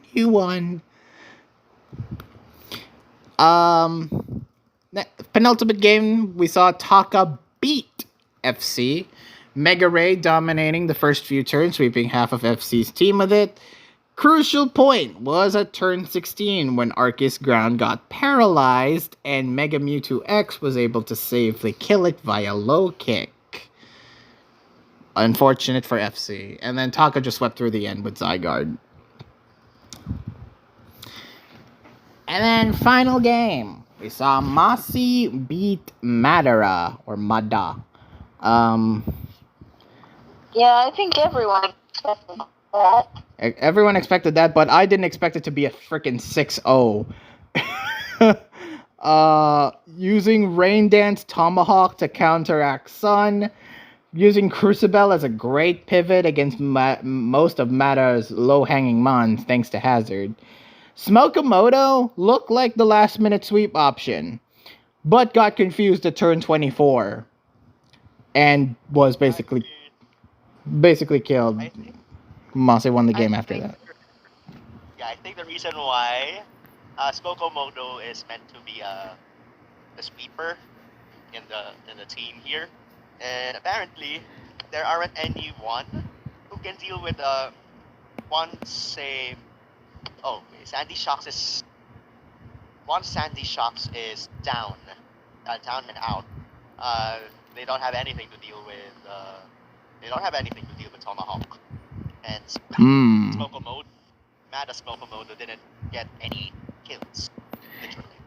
Yeah, poor Smokomoto didn't get any kills. I was expecting, oh, that could be the reverse sweep and win, but nope, it got confused. Poor guy, poor Madara.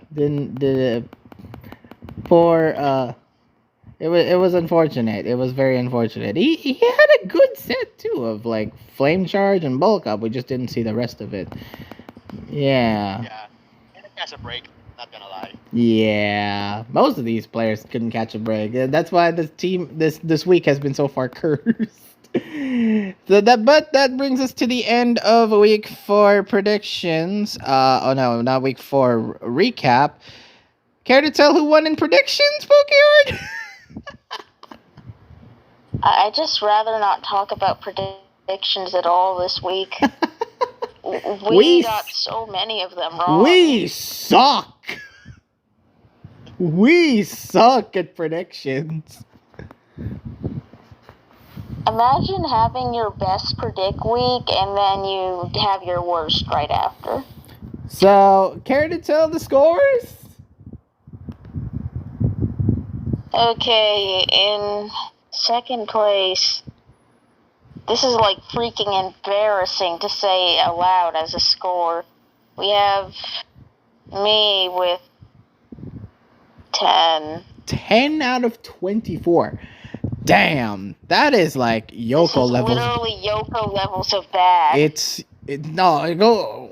I don't think I think Yoko would do even worse than that. We have so much trust. Yoko did better this week than me. That's honestly really surprising. He still got under half, but like still. He got 11. He did slightly better. I think he got 11 out of 24. What? You mean no? He got 15 out of 32. Oh, right. That's still like what the frick. That's still less than half. That's still pretty bad. Well, guess who actually got half?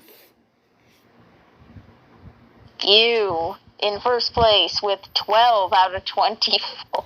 I got it. The fact you got first place with 12 is still really bad. Though. Yeah, no, that's not even a credit to me. Like, holy crap. We suck in predictions this week. The only reason you got more right than me is because my series was more predictable than yours. Right. It was. I'm not gonna argue that. You're totally right. It was very predictable. Anyway, before we move on to week 5, let's check out the spreadsheet, shall we? Because we are at the midway point. And there are a lot of implications going into Is it updated?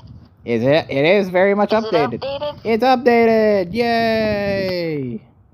Hooray! So, I was ready to pull out my own version of the updated version if needed. Okay, so taking a look at the scores here, and because we are at the midway point, and the last 3 weeks have very big implications going into who makes playoffs and who doesn't. So, first place we have the Articunos with 4 wins and no losses. They are literally unbeaten this TPP so far. Okay, actually, can someone just like actually do the spreadsheet better? This is atrocious that you make last place be 6th instead of just saying the 3 third places. Then the Tinkatons are 6th, Daves are 7th, Frostmoths are 8th. That's the normal way of doing it. Please, this looks gross. Ducky, fix this. Ducky, fix this. They copied it from mine. They actually copied it from mine. Yeah, they did. But they just did the placements in a strange way that makes it look like that makes it seem like 6th equals last, and it shouldn't. Okay. Now I see why. Yeah. Now I see why. Yeah. Now I see why. Yeah. Okay. We could probably do that later on. Well, Unfortunately, yeah, please take care of it. Please take care of it this week, please. We don't want to see. Also, the alcoholics are not tied for third with us. yeah, that's another thing. Yeah. Yeah, they're fifth. So yeah, in our standings, first place we have Articunos that they've never lost a week. So I'm pretty sure if they just don't suck in these last 3 weeks, they're pretty much guaranteed playoffs. You just wait for week. You just have to wait for week 6.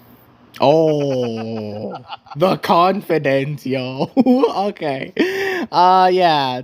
Second place, we have the OMMs who are in second. I can't believe it. Doesn't feel like we're second, though. It doesn't feel like we're doing that well. And yet, we have a -2 differential, ladies and gentlemen. And yet, we're second. Yeah, the Tinkatons are sixth and have a positive differential. And the OMMs are second, and we have a negative differential. How weird the world is. Yeah, it basically. Yeah, the placements are a little screwy right now. I think anyone can technically just jump to second, except the Frostmoth. Yeah. So yeah, if we don't win this week, then we might be in trouble. We might be in limbo. But we're still like in a pretty good. Literally though. But we could be on an upside if we do better in week 6 and 7. It's just week 5 that holy matters. In third place, tied for third place, is the Absolute Posters and the Litwicks. So you guys are tied right now, and guess which 2 teams are fighting this week? Oh, don't remind me. With each other. Yeah. So whoever wins this week between you 2 has a pretty good chance of making playoffs, while the others, they might need to work hard a little bit more. True. Yeah, we might be in trouble if we don't win this week, or to be more precise, if we lose this week. Same goes with the Absols. Both have equal chances of either winning or losing. So it just depends on what. No, but you see, it's a bit harder for us because we face the number 1 team after the Absols. That's right. So you guys definitely need to win. And Absols, again, you slightly worse chances, slightly better chances, but like you still need to win. Here's the upside, PokeArt. Absols haven't faced the Articunos. Probably they'll do that in the 7th. Yes, they have.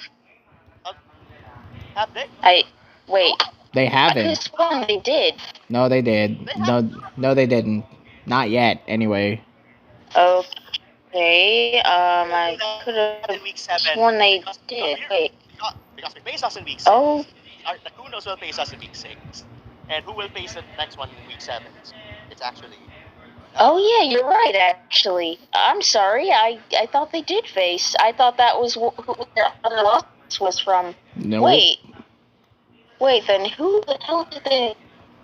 I think they lost to the Alcoholics in week 2. Yeah, I think that's what you're thinking of. Yeah, I knew. That's what I was thinking of. Yeah, I knew that was the one you were thinking of. I thought you were thinking of the Alcoholics by that. Like the Alcoholics will pull up an upset, which is a nice, kind of an encouraging thing. Kind of lot. Yeah, that was one of the early upsets. But Litwicks have a harder road to get to maybe playoffs, but hey, if anything else, they have just as much the same chances as the Absol Posters. In fifth place is the Alcoholics.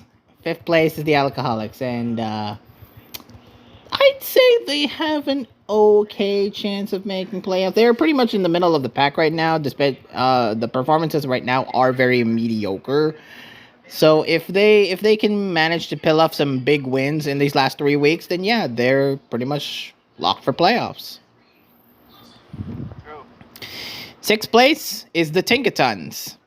And they have the biggest implications right now. Because if they beat us, the Tinkatons, that could really change up the lineups a lot when it comes to the standings. With a big enough differential, they could even be second. True. The Dave. No, so you were saying something? I'm thinking. Okay, well, given the Litwicks win, given either the Litwicks or the Absols win, probably the Tinkertons may be in the third at most. Right. Probably. Right. Yeah. Yeah, they're very good in theory, and yeah, the 6 player. So yeah, Tinkatons, this is your big moment. You're just facing us though, so be prepared for some hard matchups. 7th place is the Daves. This one is the most this one I have like the biggest concern of will they make playoffs or not. Like their performances has been good but not very good.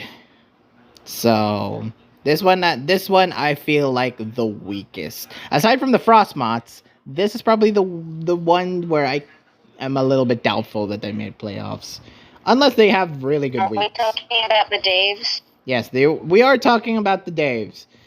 The Frostmots, Then I would just like to say someone fix their differential. It's -4, not -2. Yeah, -4. They didn't win 6-2 over us. They won 5-3. That's incorrectly stated here. Incorrect.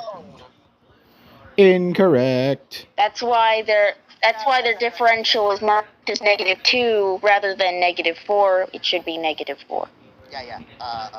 Probably. Probably I need to salvage that seat. Yeah. You've get to work, you've. Let's do this. And then last place is the Frostmots, who I don't think anyone is confident in them making playoffs. And also, like, wrong listing Yeah. of. I said yeah, as in I think they're just flat out. Yeah, I think they're just flat out, which is unfortunate because remember when these guys are former champions? Yeah. Yeah, that's kind of a cursed timeline, to be honest. I'd rather not talk about that. Yeah, it's the tour when I hosted. Yeah, because it's the TPP which I hosted. So yeah. Okay, so. And it's the one where my team was runner-up. So again, I'd rather you not talk about it. Okay, fine. Average Japanese Pokemon. Yep, that was the year. Alright. Okay. Since you're here, youth, it's time for us to predict week 5. Ladies and gentlemen. Before we do that, unless you guys are on a tight schedule or something, can we take a break so I can eat? We can give. I don't mind. I am starving. I don't mind. Yeah, I don't mind either. Let's take a break. Yeah, let's take a break. Probably an hour or so. Yeah. I'll try to make it less. I'll try because I'm also having some, some errands. Predictions time. Come on, get your predictions time. Okay. Let's get to predicting, shall we? First off, Yeah. you can't predict. Wait, you can't predict first because the first matchup listed is the Limasawa Litwicks versus the Absolute Absol Posters. So this is just gonna be me. Well, okay. First off, in Let's react to your predictions. Yes, that is definitely the style we're gonna go for. Okay. First off, we have Rafna versus the Number Man. This one is a really good matchup on paper, but I know TNM is good. I know TNM is good in like every other OMM after this, but Rafna Roughness are what, 3-1 right now? Yes, 3 and 1. Um, Actually. this one's really tough. I could see either of them winning. Like, Rothner's really good, but TNM's also really good. This one's tough. I think I'm gonna go with the safe option and go for the number man. Darn. I know Rothner's really good, but I could. Hmm? My thought with the number man is actually apparently Tranquility's availability is now starting to wane apparently, and that's why the number man has to step up in Tranquility's stead. And I mean that's an understandable thing. Yeah. Yeah. Well, also Tranquility Or deserves. they did because they're scared of Rafna otherwise. Wow, there. See, this is the overconfidence I expect from PokeArt. So, yeah, I. You also because Tranquility needed the break. He's 0-4 right now, so definitely he deserves a break, as well as the personal stuff. Yeah. Also, Miko, it's not called being overconfident. It's called putting on a brave face.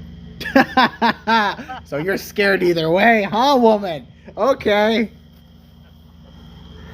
Well, they were scared of Rafna, so they put T&M against him. So now, and you're not scared back. Look at you being brave. All right, next up, Stab and Mega. This one, of course. I mean, what can you? The century. What can I expect? This matchup is exactly what is safely as advertised. Axel versus Ice Master, the goatest of the goats. This is the rematch of the century, I believe. Well, not the century, but this was a rematch coming from the formerly known as Balete Drive Bay Nets versus the Absolute Absol Posters semifinals, last year's TPP matchup. And that is Yeah. actually something really worth hyping up. So yeah, back to your predicts, Mikoy. So yeah, this is a rematch from last year's TPP, which I believe Axel won.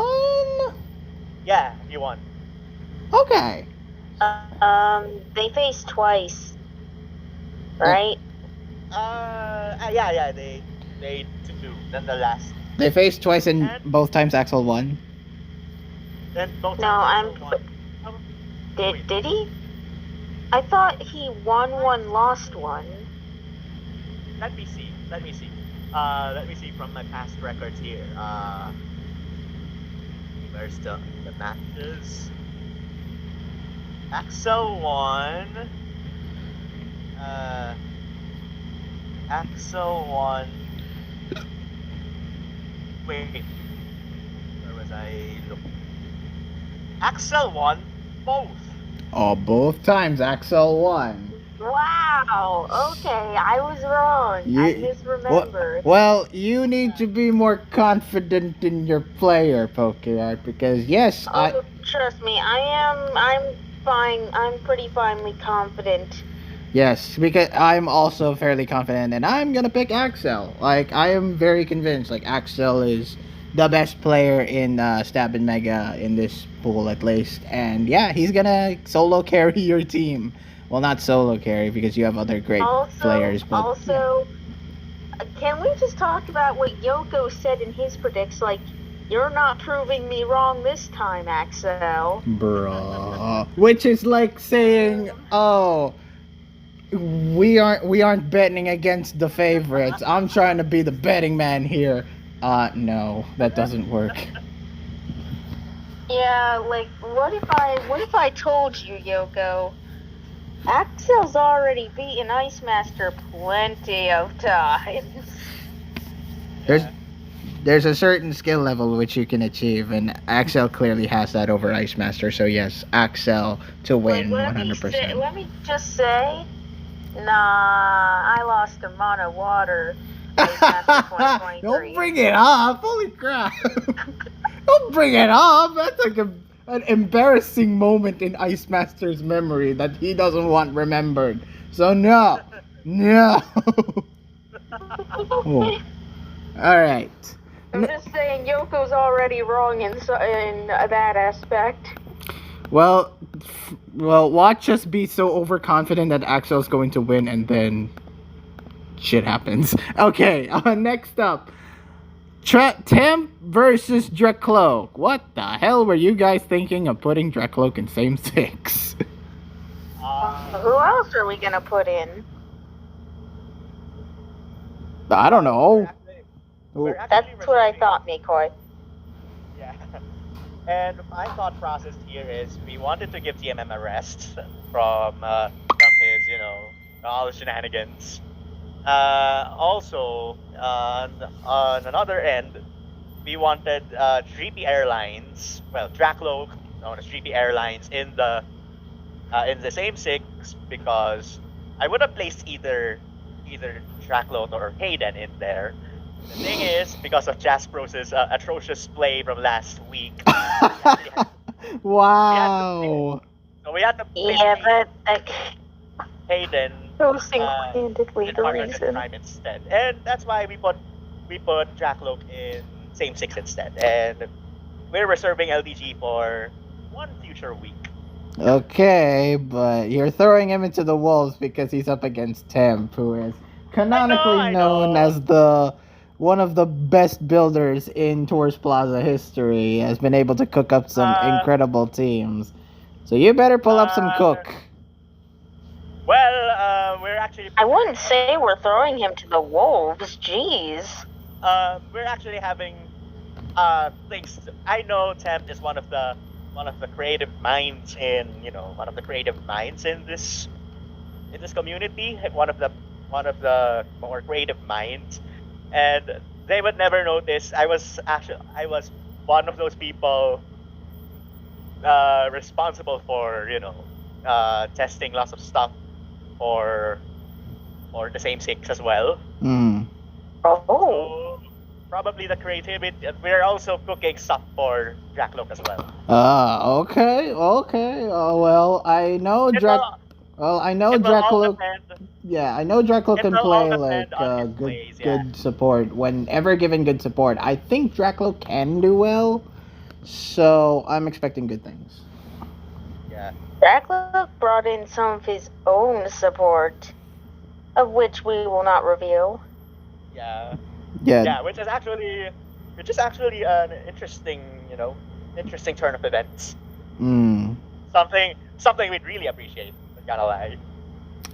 Yeah. Hopefully, it's enough to beat Temp. I'm still gonna predict Temp because in terms of playing wise, I think Temp is just a little bit better. Even though he's currently 1-3. Oh. Wait, is he? No, he's like 2-2, right? Is he 2-2? Hold on. Temp lost week 1. Temp won week 2. Temp won week 3. No, did he? Did he win week 3? He's 2-2. Okay, so he won week 3, lost week 4. Yeah, lost week 4 against GXE. Okay. Yeah, that's 2-2. So I still think Temp's going to win, even though I could easily see Drakloak outplaying Temp. Then that with the given mons chosen, like Articuno, Geller, Infernape, Quaquavel, Sigilif, Squawkabilly, Typhlosion, Hisui, that's a pretty top-heavy offensive team. So These mons are insane. Yeah. These are pretty top-heavy, pretty offensive. I can't wait to see what kind of things you can counteract that. All right, next up, JJ versus Shiloh. From bad to worse from JJ.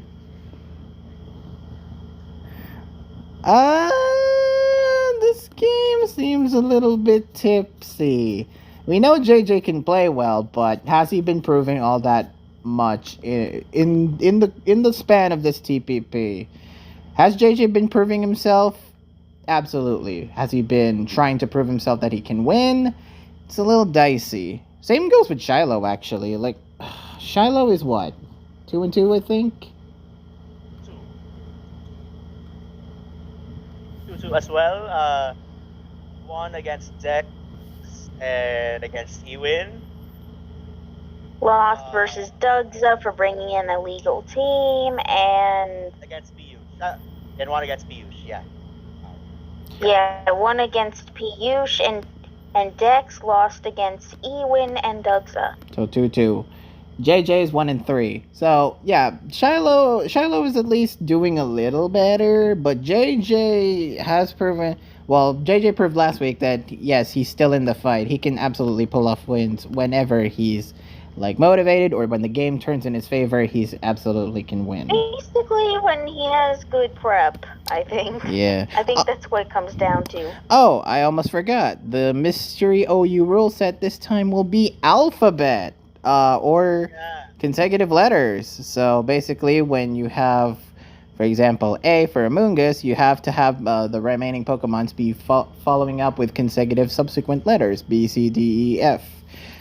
So. Gotta say, this is the most normal thing we got so far. It's very normal, yeah. I can see a lot of R teams looking, and a lot of S teams as well were working. But that's just from what I noticed from last year's TPP. I'm still gonna thank Shiloh. To be honest, like even though JJ can, I'm not gonna be surprised if JJ wins. But I think for the safe choice, I think I'm going Shiloh. Okay. Yeah, that makes sense. I think if I wasn't JJ's manager, I'd agree. But you are, Yeah. so you're rooting for JJ. Yeah, we'll try our best to make sure he's nice and prepared and ready to take on a bit of a beast that is Shiloh. Next up, partners in crime. We got Hayden versus Zoe. Yeah, that's the reason why we benched Jasper and we placed Hayden in. Another partners in crime player, and now it's their first time playing. So yeah, playing partners in crime for this tournament. So looking forward. Yeah, I'm looking forward to seeing how Hayden or Butts plays. Yeah. I don't know. So yeah, Zoe though, what a tale for Zoe. 1-3 in partners in crime. You'd think that Zoe's like one of the better performing players in PIC. No. Nope. Unironically, Jasp has a better record than Zoe right now. Zoe's 1-3, which is what the hell. Zoe had some interesting teams, but sometimes she ended up having their stats spoiled because of some issues. Like for example, the last week that she played, the one time I saw her play, I saw one of her strategies, like the Dragonite strat, being foiled because of someone being faster than it, aka Goldengo. Yeah. I think that was week 3 against Shadow Master, right? Yeah. Right. Yeah, that's the strat got foiled apparently, so that was a strat. Yeah. So yeah, Zoe can build gimmicky teams that work, but she hasn't been able to pick up the absolute scrap and hasn't been able to pick up any sort of notable successful wins. And I feel like this is gonna be the same story here because I'm picking Hayden to win.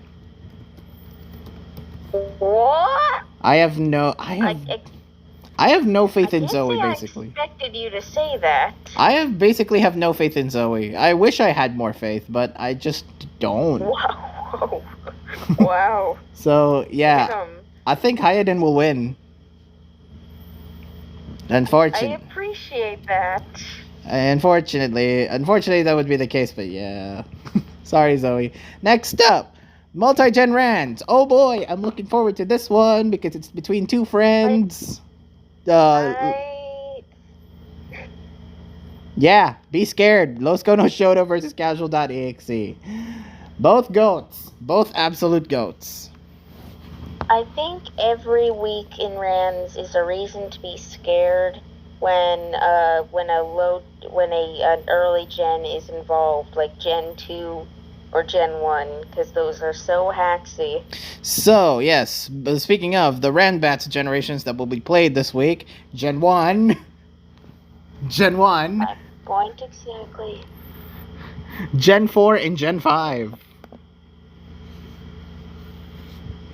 You got the two best gens, and then you got Gen 1, so... this one's gonna be fun. This one's gonna be hard to predict. They actually played in last TPP, which was in week 2 of last year's TPP rather. They played and Losco won. Yes. But then again, that wasn't random gens. That was gens 6, 7, 8, right? Yeah. 6, 7, 8. Yeah. This was before Gen 9, so. Yeah. And this is none of those gens. What are the gens selected right now? Gen 1, Gen 4, Gen 5. Oh, okay. This is going to be a new world for both of them. And yeah. For both of them. Proceed to your predict. No, here's the thing. This is really hard. This could go 50-50 because I know both these players. I know both their ran skills. They're both amazing. So I don't know who to pick. Casual has got better. Casual's got like good luck, while Losco can play better, from what I noticed. This, I'm gonna give it to a slight edge to Losco now. Good. You're starting to scare me. A slight edge. Slight edge. I won't be surprised if Casual wins. National Dex Ubers. Farce of the Death versus the Strap. Another highlight match. Probably a Slaper highlight match. Yeah, for real. Yeah, you wouldn't expect the Strap to be this good in Ubers, but let me tell you, he's been impressive. Farce of the Death. What's his record right now, actually? 1 and 2. 1 and 2. And people say he's the best player in this pool. And good thing that Trosma caught the slack off for Farce for last week. Okay, fair. Yeah, for real. Fair enough. The Strap, I believe, is he like 3 and 1? I want to say he's 2 and 2. Okay. So yeah, that's another receiver highlight, I would say. Yeah, so this one's hard. I don't know how Farce is gonna do. Strap has been kind of on, even though he lost last week. It was kind of a minor setback. He lost. I think he lost the previous week too. Oh, is it? Well, he's not on a roll then. He's on a negative roll.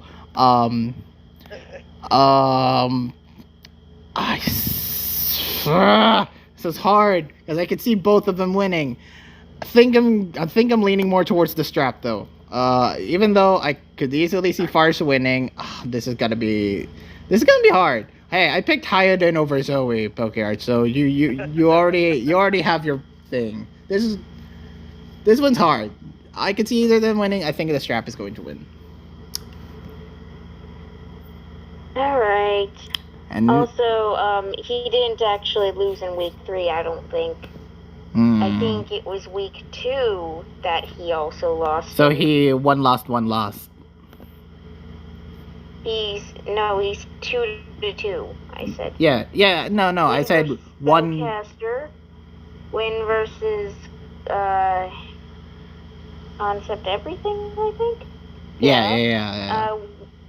Loss versus Ainscred, and loss versus The next. Talks next. So yeah, it is win-lose. So I think the pattern continues. He wins. So Correct. next up, Camo Cap, Euphanos versus the Pizza Man. I was a little shocked to see he wasn't facing the Number Man, but rather the Pizza Man. The other man. the other man left in the Absols. But you're still facing a man. It's just a different man. He's made of pizza. He's not made of numbers. He's made of pizza. So, Youth, how do you prepare against pizza? As long as they have delicious flavors, I'd like to eat it. Yeah, I knew you would go for that joke. I'm actually indifferent with pineapples on pizza. I don't really mind as long as it's delicious. Yeah. As long as the flavors are in harmony together, I don't really mind. Ah, my boy, the connoisseur, true connoisseur for pizza as well. But anyway, I was actually anticipating the number man to be to face me, given we've been council members and Camomons of the Vanilla Camomons by the game, and we have some experiences as well with Cap. Though I actually understood what the number man came from, where the lumberman lining up to be in OKA instead came from. So I don't really mind. Okay. Don't worry, I'm cooking lots of stuff. Have I'm you- just torn on what monster to use. Not gonna lie. Have you looked into the Pizza Man and how he does? Because I haven't seen anything from the Pizza Man. The pizza man is more of a cap player. Yeah, he's a cat player. Okay. More than the camo one. Probably he'll get support from number man himself with the camo aspect of it. Okay. I see. So, yeah. Then that's pretty much like how I did Limpy earlier last week. So, yeah, I'm interested in seeing what the Pizza Man does as well. Being a cap player and transitioning over to camo cap, that seems interesting. So, I'm still gonna pick Youth though. You're being such a goat, Youth knows to win. Yeah, I think you should pick Youth because the pizza man lost to Limpy, apparently. Oh, well, that's a big. But still, camo with a camo monster mod inserted, it's still a different monster than the original one. Yeah, so this one's gonna be a challenge. Don't worry, I'm still not going to tread this lightly. I'm expecting good things from you, Yeah. Youth. Good luck. And when are you playing? We're playing on Sunday evening, my time. Yay, 9 p.m. your time. Yay, we're both Johning. Yay, we love to John here. All right. So, I mean, I let them choose whether Friday 9 a.m. our time, or 9 p.m. Sunday, Okay. He ended up choosing Sunday. So yeah. okay, fair enough. So, yes, I'll definitely catch that game, hopefully, when I wake up. All right. So that's my prediction down. So next is my series, the OMMs versus the Tinkatons. So again, just to preface, if the Tinkatons win, then that could really spice up the standings. But if we win, we might be a little bit more safe when we come to playoffs. Well, in terms of locking playoffs. And I can't also predict. You guys take the helm this time, and you guys can now predict. All right. Alright. First off, oh, For our PokeAA, Black Knight Gawain and Swiftix duking out together. all right. Okay, I have no idea how to, although Swiftix is making a kind of a surprise lately. Yeah, he's been kind of impressive. Yeah, he's been kind of impressed. Like for the start of this, I thought, oh, Swiftix is gonna be placed in Poke. That seems a bit questionable. But after learning that, after seeing his performances in this past couple of weeks, he's decent. He's growing as a player. Yeah, that's actually a pleasant surprise on my end. Probably predicting him over Gawain though. All right. Or that. Yeah, I think I'll also predict Swiftix over Gawain. Yeah. Okay. So hopefully we'll bring some heat for Gawain, and hopefully Eggs' support will be enough to overpower Swiftix. Okay. Good. Now for the Stab and Mega department, we have the Dragon Master versus Toxin X. I wonder what's Dragon Master's record? He's winless. Lost, He's winless. winless. Okay, hold on. Lost in. So 0-2 in Stab and Mega and 0-2 in Natdex Ubers. Okay.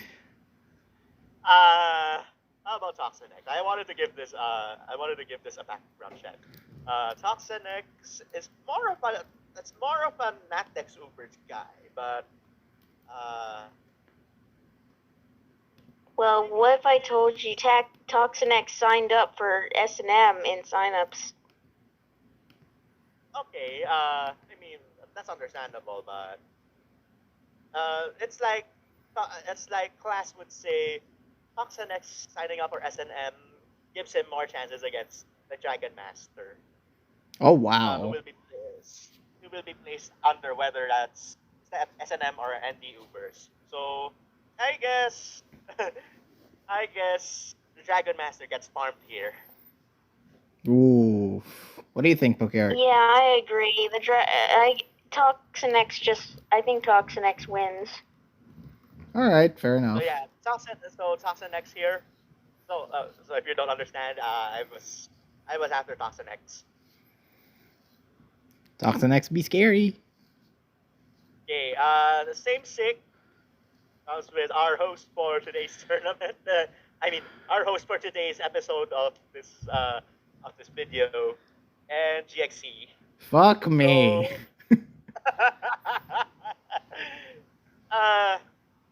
yeah, GXE here.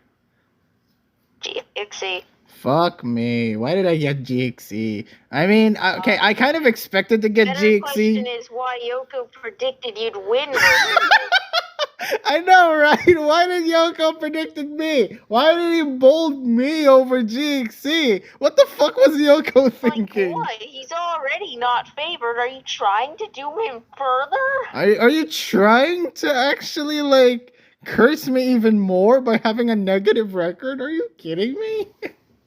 But yeah, same six. But with their same six of Corsola, Emolga, Scissor, Screentail, Slitherwing, and Turtonator, I have a feeling GXE would have more heat. If we want you to win, Mikoy, you have to have so much heat. I know, right? I have to at this rate. You have to catch him off guard. Yeah. So yeah, GXE for me. It's gonna be scary, but I'll try. I'll try my hardest. Also, GXE, don't right fucking now me. I see you. I see you. When we try scheduling, you said right effing now. I see you. No, we're Johnning. Okay. Next. You can't write effing now a Mikoi. That's just not doable. No. Yeah. So for the mystery OU department, we have Sylveon, Use, Calm Mind, and Ewin duking out together. Okay. I have a feeling that this is one of the highlight matches, I suppose. And I just don't want Ewin to do something stupid. I just don't want Ewin to do something stupid. Not doing something stupid outside of, off the court. You know what I mean? Yeah. Other than that, yeah, I'm kind of rooting for. Regardless, I'm actually rooting for Sylveon to win here. Ooh. Oh. Yeah. I think Sylveon has a higher chance of winning, and probably. And he's okay. So given Sylveon has done is also doing some good heat. Yeah, I'm actually rooting for Sylveon here. No biases. Okay, fair enough. I mean, I'm rooting for Sylveon, but I think Ewin will win. It's not looking good for our predicts when PokeArt predicts 4-0 4-0 curb stomp against us. Yeah. But then again, Mikwa, your team is extremely unpredictable. I tend to not get very many right with yours. We'll try our hardest to throw you off. Anyway, for the next one, we have the Partners in Crime Department, Class and Frixel, which I believe Class would take it here. Class. Huh. Interesting. Yeah, Why do you say it- class? Class has been contributing to the Partners in Crime metagame for so long, and I don't see Frixel. I haven't seen Frixel play, doesn't he? He won last He week. has played. He played last week. He won versus Zoe, right? Yeah, he did. Oh, he did. Oh, they did. They did. I don't think. I don't think Class was on that Zoe's level. Class would be a bit higher than Zoe, I believe. Ooh. Oh, wow. Okay. Slandering Zoe here. I mean, no offense to Zoe though. Prove me wrong, Zoe. Prove me wrong, Zoe, and make it happen to me. Nah. Bring it to me. Play youth and Partners in Crime then. But All right. yeah, I was trying my best to, I was trying my best to deal with Partners in Crime and trying to get my hands dirty on it, and it's kind of fun. Not gonna lie. Oh, PokeArt, did you See? convince him? Are you on Showdown, PokeArt? Yes, she's on. She's on. Okay. Okay. Then I don't think I'm on. you were on Showdown. Multi-gen bats, Mapeka versus Heis. Oh wait. We haven't heard know. we haven't heard PokeArt's prediction yet on Class or Frix. Oh yeah. Okay. Hold on. You know, I wasn't really sure going into this, but I think you've convinced me, so I'll go with Class. So I'd be very unsurprised if Frixel won. Yeah. I won't be surprised. Mm-hmm. Like, I think Frixel's probably the better player here, but I feel Class will probably be the better builder. This is fair. Plus, we're aware that he gets support from Instruct, apparently. Ooh. Interesting. Class, I mean. All right. Next up, we have the multi-gen rounds. Mapeka versus Hiss.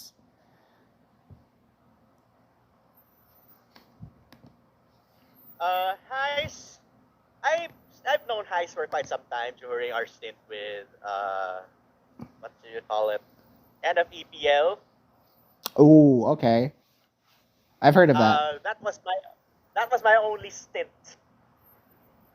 Yeah, so that was my only stint in NFEPL, and Heis is actually one of those who do quality control to teams, but now playing Rams, I'm kind of it's kind of what do you call it? I'm kind of skeptical about it. Yeah, that's a very weird decision, in my opinion, considering he's been doing good in Camo Cap, and he's basically been doing, no, not Camo Cap even, like, he did good in Pokey AAA, too. Basically, you can slot Hiss anywhere and he will do beat good. the number man. No, that was in Camo Cap. Cap. He beat, like, Phantos or something in Okay. Yeah. Someone like that. But yeah, given that. Yeah, it's interesting to see Hiss in a non-building tier. Yeah, I don't know. I don't know Mapeka too well as a player, also. Yeah. Although, given his skills as a player for Heist, I go for Heist. All right. Yeah, that makes sense. I agree. All right. Next up, we have National Dex Ubers. We got Eggs versus Avidus. Okay, what the hell? Me too. Wait, who? Eggs and Avarice? Yeah. Eggs in Natdex Ubers. Avarice in Natdex Ubers. What an interesting decision out there. I don't know who am I going to predict. I have no idea. I'm not going to lie. I don't really know either. I mean, Eggs made a bold decision to place himself in ND Ubers over Gawain, but hey, it's all the matter of Over prep. Aerobee, even. Or Aerobee too, but yeah, you never know. Maybe Eggs will bring heat. Yeah, I gotta say, I am a bit more confident in, like, someone like Eggs when it comes to tiers like this rather than Avarice, but... But who do you think? Who you both think from your gut instinct? Who do you think will win? My intuition tells me Eggs would. I'll also go with Eggs, simply because of what I already explained. I was really expecting both of you to say Avarice just because they're the better player, but okay, Eggs it is. Avarice is the better player, but sometimes it doesn't really take that much skill to be good in this tier. Yeesh. All right, and finally, for our set at least, Camo Cap, potential highlight. We have Carl Dude Guy versus Kepper. Oh my gosh. This is a highlight match of the century, I believe. I've seen them play each other, and Carl won in the draft league I've hosted, and I believe, given both of them played against me, and they both won against me, so Kepper won because I used a rather generic Sun team that isn't even being accounted. No, I think that wasn't very generic, Youth. And I think that was actually the problem with it. Yikes. And Carl, because it matched up very poorly. And Carl almost lost to me when my team is getting, but he did play his end game well. I'm not gonna lie to you. So no shenanigans here. I believe. That said, I'm rooting for the finalists of the draft league, Carl Dude Guy, to win it. Ah, okay. Interesting. I'm going with Kepper though. Yeah, that's fine. I'm not really surprised if. Bro, Poker, you predicted really 2-6 loss. At least Youth was closer. If it wasn't for you convincing me into going for class, I probably would have predicted a 7-1, Mikoi. Bruh, at least Youth was generous in giving us a 4-4 chance. Oh wow, that is quite generous. Was I Pacific, Toxinic, GXE, Sylvian class, Heist? No. Yeah. Right. This is a 4-4. Yeah, at least you was nice in giving us a tie. You went ahead and said, "Oh frick, the Ticketons are gonna smash them OMM." Oh, I think they are. Alright then. Alright, time for both of us to predict. All three of us can now predict now. First off, the Full Moon Frostmoths versus the Anistar Articunos. This is the first place team versus the last. Time. Yeah, it is the first place team against the last place team. I guess you could say this might be a curb stomp, but for who? We'll see. First off, Poke AA, Don Vasquez versus Space Speakers. Oh, that's a bit hard.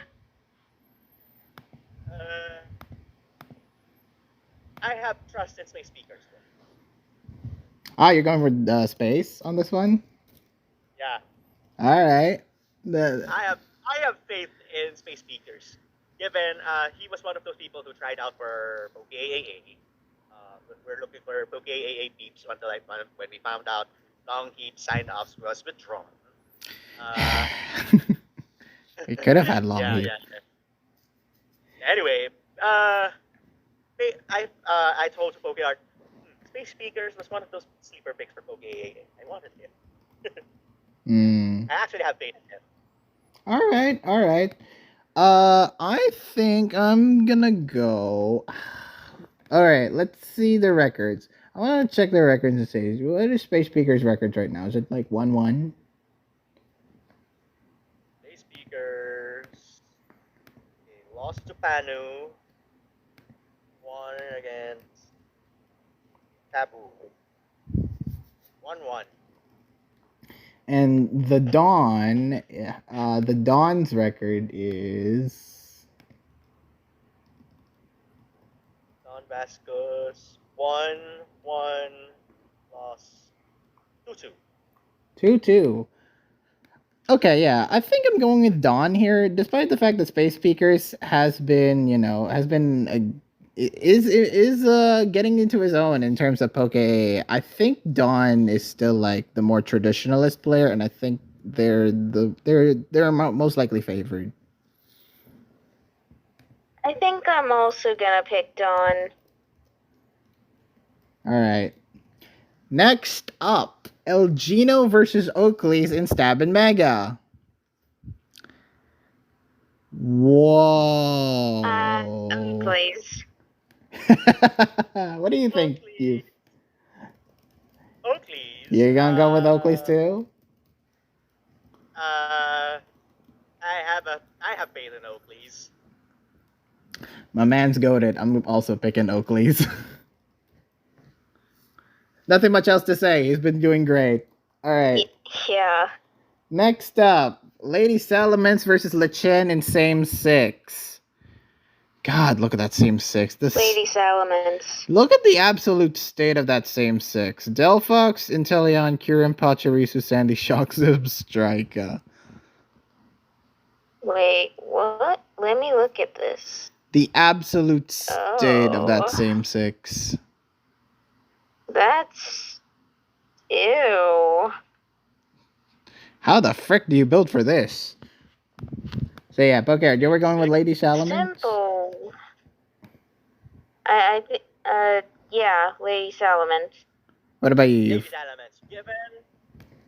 Lady Salamence, because given she is a athlete player and he knows some shenanigans out there, I believe Lady Salamence would pull it off.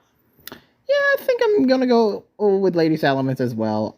Despite Lechen beating Temp last week, beating TMM last week in a huge shocker. I think, right? That's not a huge shocker. Well, shocker. Well, in terms of when it comes to face value, Lechen beat TMM. What the hell happened here? Lady Salamence has constantly been improving, and I think they're heavily favored against Lechen. Next up, Mystery OU. We got Piyush versus 7U992. Finally 7U992 is in playing for the Articunos. Yeah, but they kinda threw him against Piyush, and I think Piyush wins. What do you think, Youth? On my end, Piyush 7U992.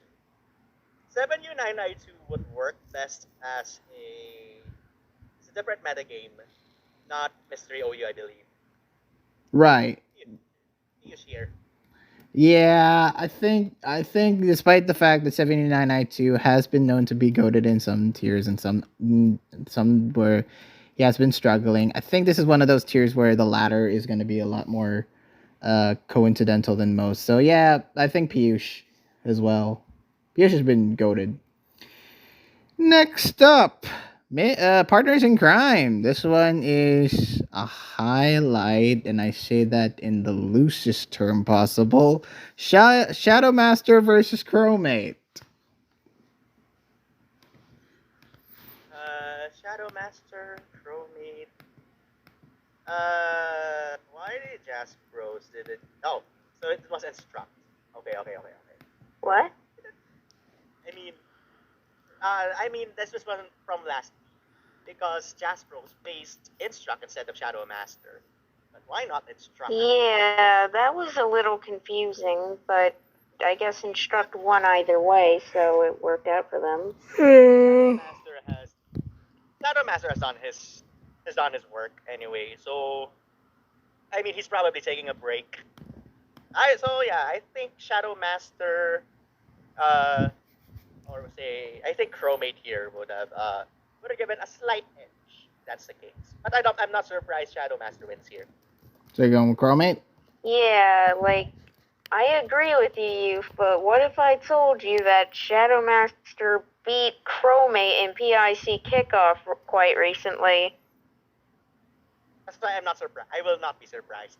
But but yeah, but given new metagame changes happen each and every time. Right.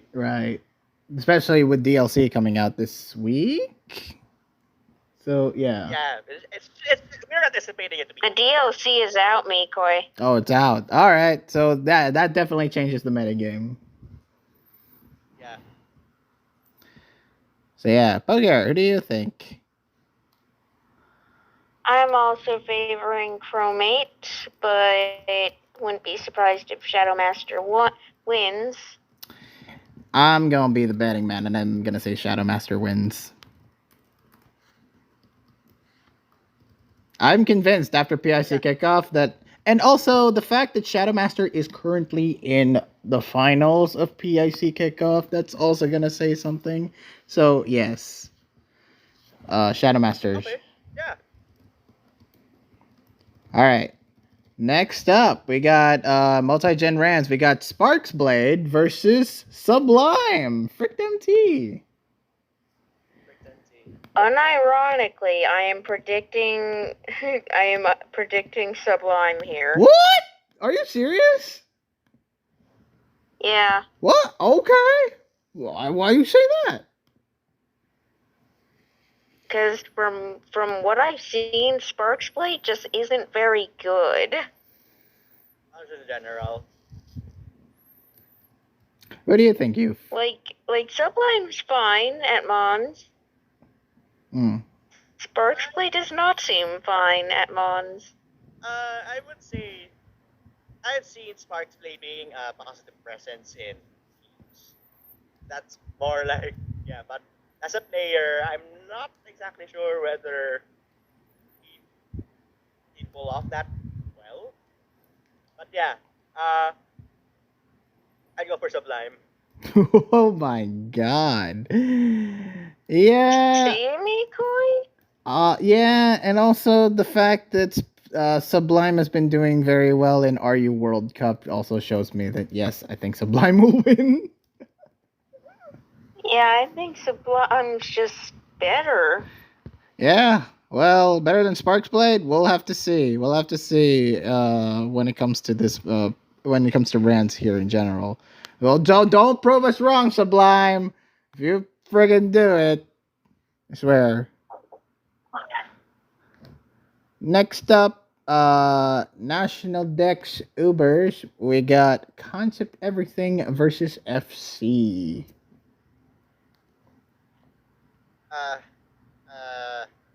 FC's human. Yes, he is not the overpowered monster that we think he is. But I'm still predicting FC to win here. Concept Everything has good concepts in mind. That's why he's concept everything.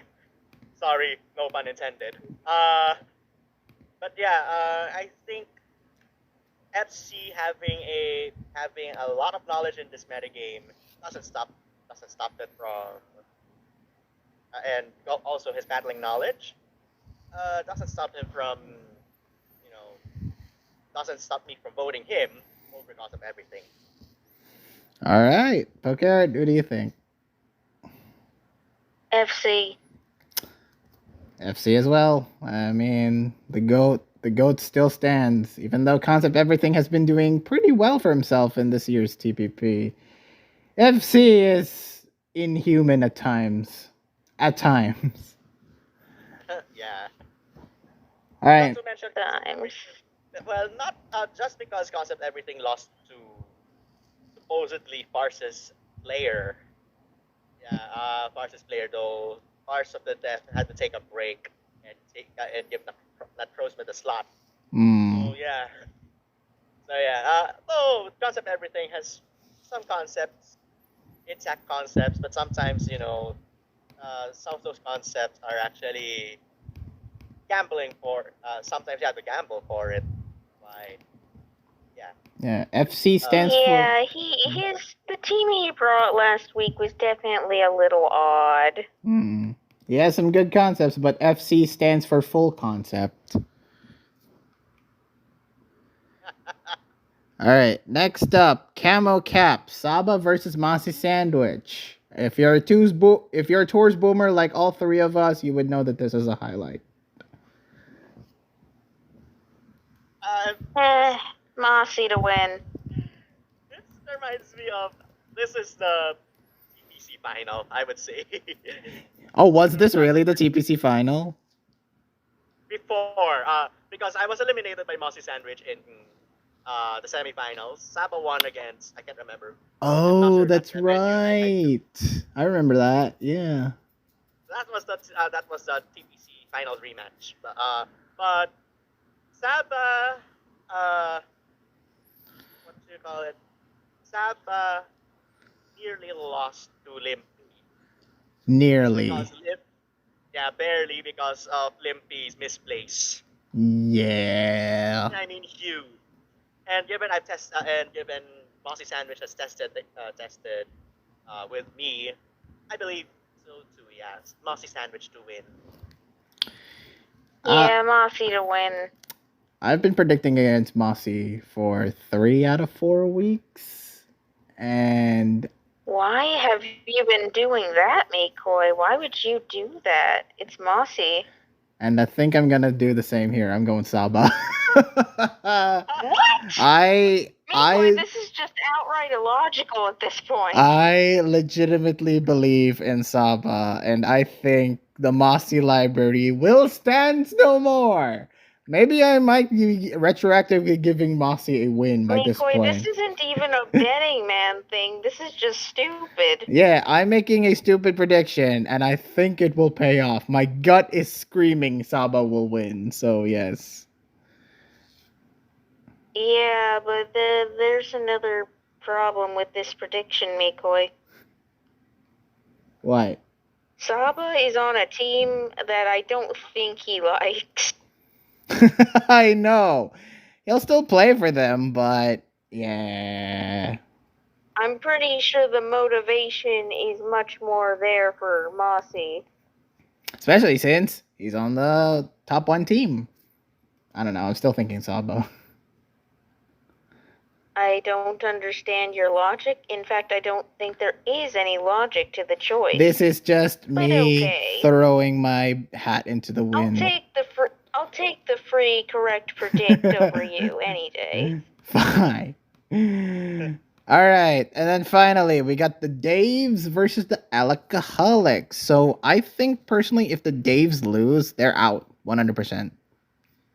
But if the Alcoholics lose, then they're on equal footing. Okay. Yeah. First off, Poke AA, we got Fabulu versus Panu, a highlight match. Yeah, I believe so too. Both of them are doing fantastically in Poke AA. More so than you think. Didn't expect Panu to do that well. Not gonna lie. Pana's been What very are good both at of their records right now? What is Pana's record? So Panu lost to Eggs. Panu won to Swiffic. Panu won against Space Beaters. Panu won against Tranquility. So Panu is actually 3-1. 3-1. Oof. And Fabulu is Fabulu is Fabulu won against Trank, won against Don, lost to Rofna, and lost to what? didn't he win? Did he win against Rafna or no? Lost. Oh, so he's lost to Rofna. Oh, so he's 2-2. So he's 2-2. Yeah. Joey's been on a downward spiral. Panu's been doing awesome. Yeah, I think I'm going Panu. Well, both of them lost in their respective AAA games, so this one is more of their redemption arc. Mm-hmm. But I have a feeling.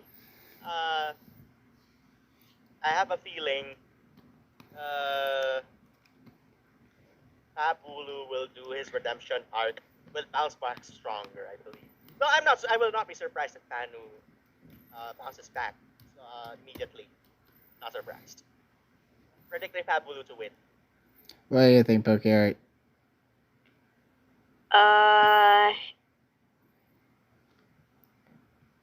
This is hard to say, because, I feel like Panu is a little prone to silly mistakes, though he's doing better than Fabulu is.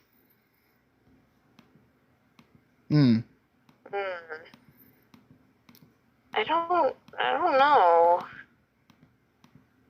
What does your gut say? My mind says Panu, but I think my gut is saying Fabulu. So who are you trusting more? My mind is usually more right. So you're going Panu? So I'll go with Panu, I guess. Okay, next. So yeah, it's like I would say that's a 45-55. 55 to Fab, 45 to Panu. It's like almost there. So I wouldn't be surprised if Panu wins it. Okay, next up, Stab and Mega. Meta versus Dragon Ball. Derby Boy. That is the only one who brought Axel to his first loss. In the most the only unconventional. one to hacks him to his first loss. In the most unconventional way, yes, he did win. Yeah, through being hacked. The rip. Dirty Boy, on the other hand, hold on, let me see. I don't know. Meta's not been doing so hot in Stab and Mega. Derpy Boy, at least, is competent, I would say. Derpy Boy's like 2-2, I think. I believe so, yeah. I'll go with Derpy Boy personally. Although Meta lost to Oakley's, so lol. I'm betting Derpy Boy to win this. Yeah, I'm also going. I mean, Meta is meant to be a camo player. And why haven't you not slotted Meta? Why have you not slotted Meta in the camo? That was my thoughts exactly. It wasn't my fault. you caused him. You caused him to do this, you. So yeah, I think. So yeah. Usually it's Madera, but yeah. That he's 0-4. Yep. Oh my god. Yep. Wait, no he isn't. He won versus Sparksblade, right? Oh yeah. 1-3. I my bad. A good thing he won one, but it's against Sparks Blade. You know. Definitely not a Ooh. bad. Definitely All not right. a bad match for it. But I will definitely laugh at the Cap Camo matchup once you brought it up. But yeah, I'm going for Derby Boy for Stab and Mega. I'd rather give Meta the slot for the Camo Cap instead of the future matchup that will be brought up later on. Other than Ye- that, yeah. Yeah, bizarre that one. All right, next up. So Now, I actually have no idea who would be their Stab and Mega player for the day release wise. we'll see. We'll see. Maybe just we'll talk about the camo matchup when we get to it. But for now, Yeah, National Deck same six, TPP versus Pote. TPP. Vote has returned. My man Pote. Oh, Pikachu Alola for real. For real, yeah. Pikachu Alola, right? Yeah. TPP has brought lots of heat. TPP. Yeah, I think TPP will also win. Like they've been doing like better, and they've been doing more consistently. They've been building a lot for same sex, which has been very helpful in their regard. And yeah, I think they're better. I think they're better off than Pote. So yeah, Pote is playing Yeah. TPP in a TPP game. So you bet if you bet Pote, then you're Yoko. Well, yes, you'd have to be because Yoko is in fact predicting Poe. What the oh my god. Oh, wait, did you not know that? I didn't look. I was looking at our games more than wow. Okay, you'd have to be a that was unintentional. Wow, holy crap. But he actually is. Hilarious. Next up, Mystery OU. We got Dex versus Dugza. A highlight. That's Pretty surprised Dugsa is in Mystery OU. Not Really? going to lie. Wait. Is this for the alcoholics? Okay. Yeah, that's for alcohol. I thought Dugza was doing well in Mystery OU. I Granted, mean, I'm actually yeah, kind of. it was a pleasant surprise. Not going to lie, because Dugsa is also one of those camo players. yeah, I was half expecting them to play camo, but yeah, I think Mystery OU was just a fine tier for them as well. He's been doing good. Yeah, I was just expecting those to play camo, but I don't. But I'm not. I'm not their manager, but Hello, managers. I'm not their manager, so So I have a feeling Dugsa can pull off a win against Dex. See, Because although it's a toss up on my end, since Dex also plays well. oh, so you're going Dugza or Dex? Are you going Dugza? Dugsa, yeah. Okay. See, this is a toss up for me because both players have been doing good, but I'm actually gonna go Dex. I think with Dugza, there are some matches where Dugza can absolutely do well in, at other times I just feel like the motivation isn't there. Where meanwhile as Dex, he has been playing a little bit more consistently. So it's a complete toss up, but I think Dex. Actually, it's kind of funny because there are some instances Dugsa won by virtue of their opponents having illegal teams. that was a meme in the first 2 weeks. But looks like Dugsa has still kept. I mean, Dugsa has done quite well as well, despite those issues. So yeah, you guys going with Doug. I think I'm going with Dex here. Next up, PIC. How about Pokart? Oh, Okay, Art, you there? Right off the bat, remember? Oh, I didn't hear it. I'm so bad. Okay, proceed. You're good.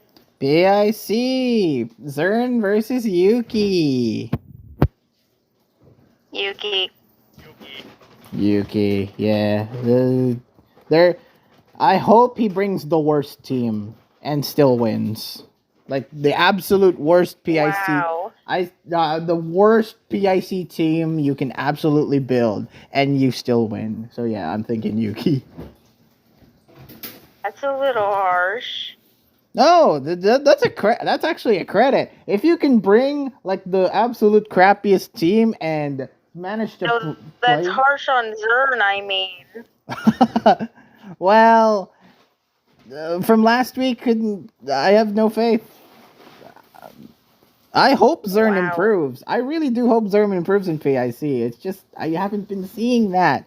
Even though he won one game, there wasn't really much to say. Sorry, man. Yuki's just the better. That an insult to Jasp? Wow. At least wow. At least Jasp, I have somewhat confidence in him winning.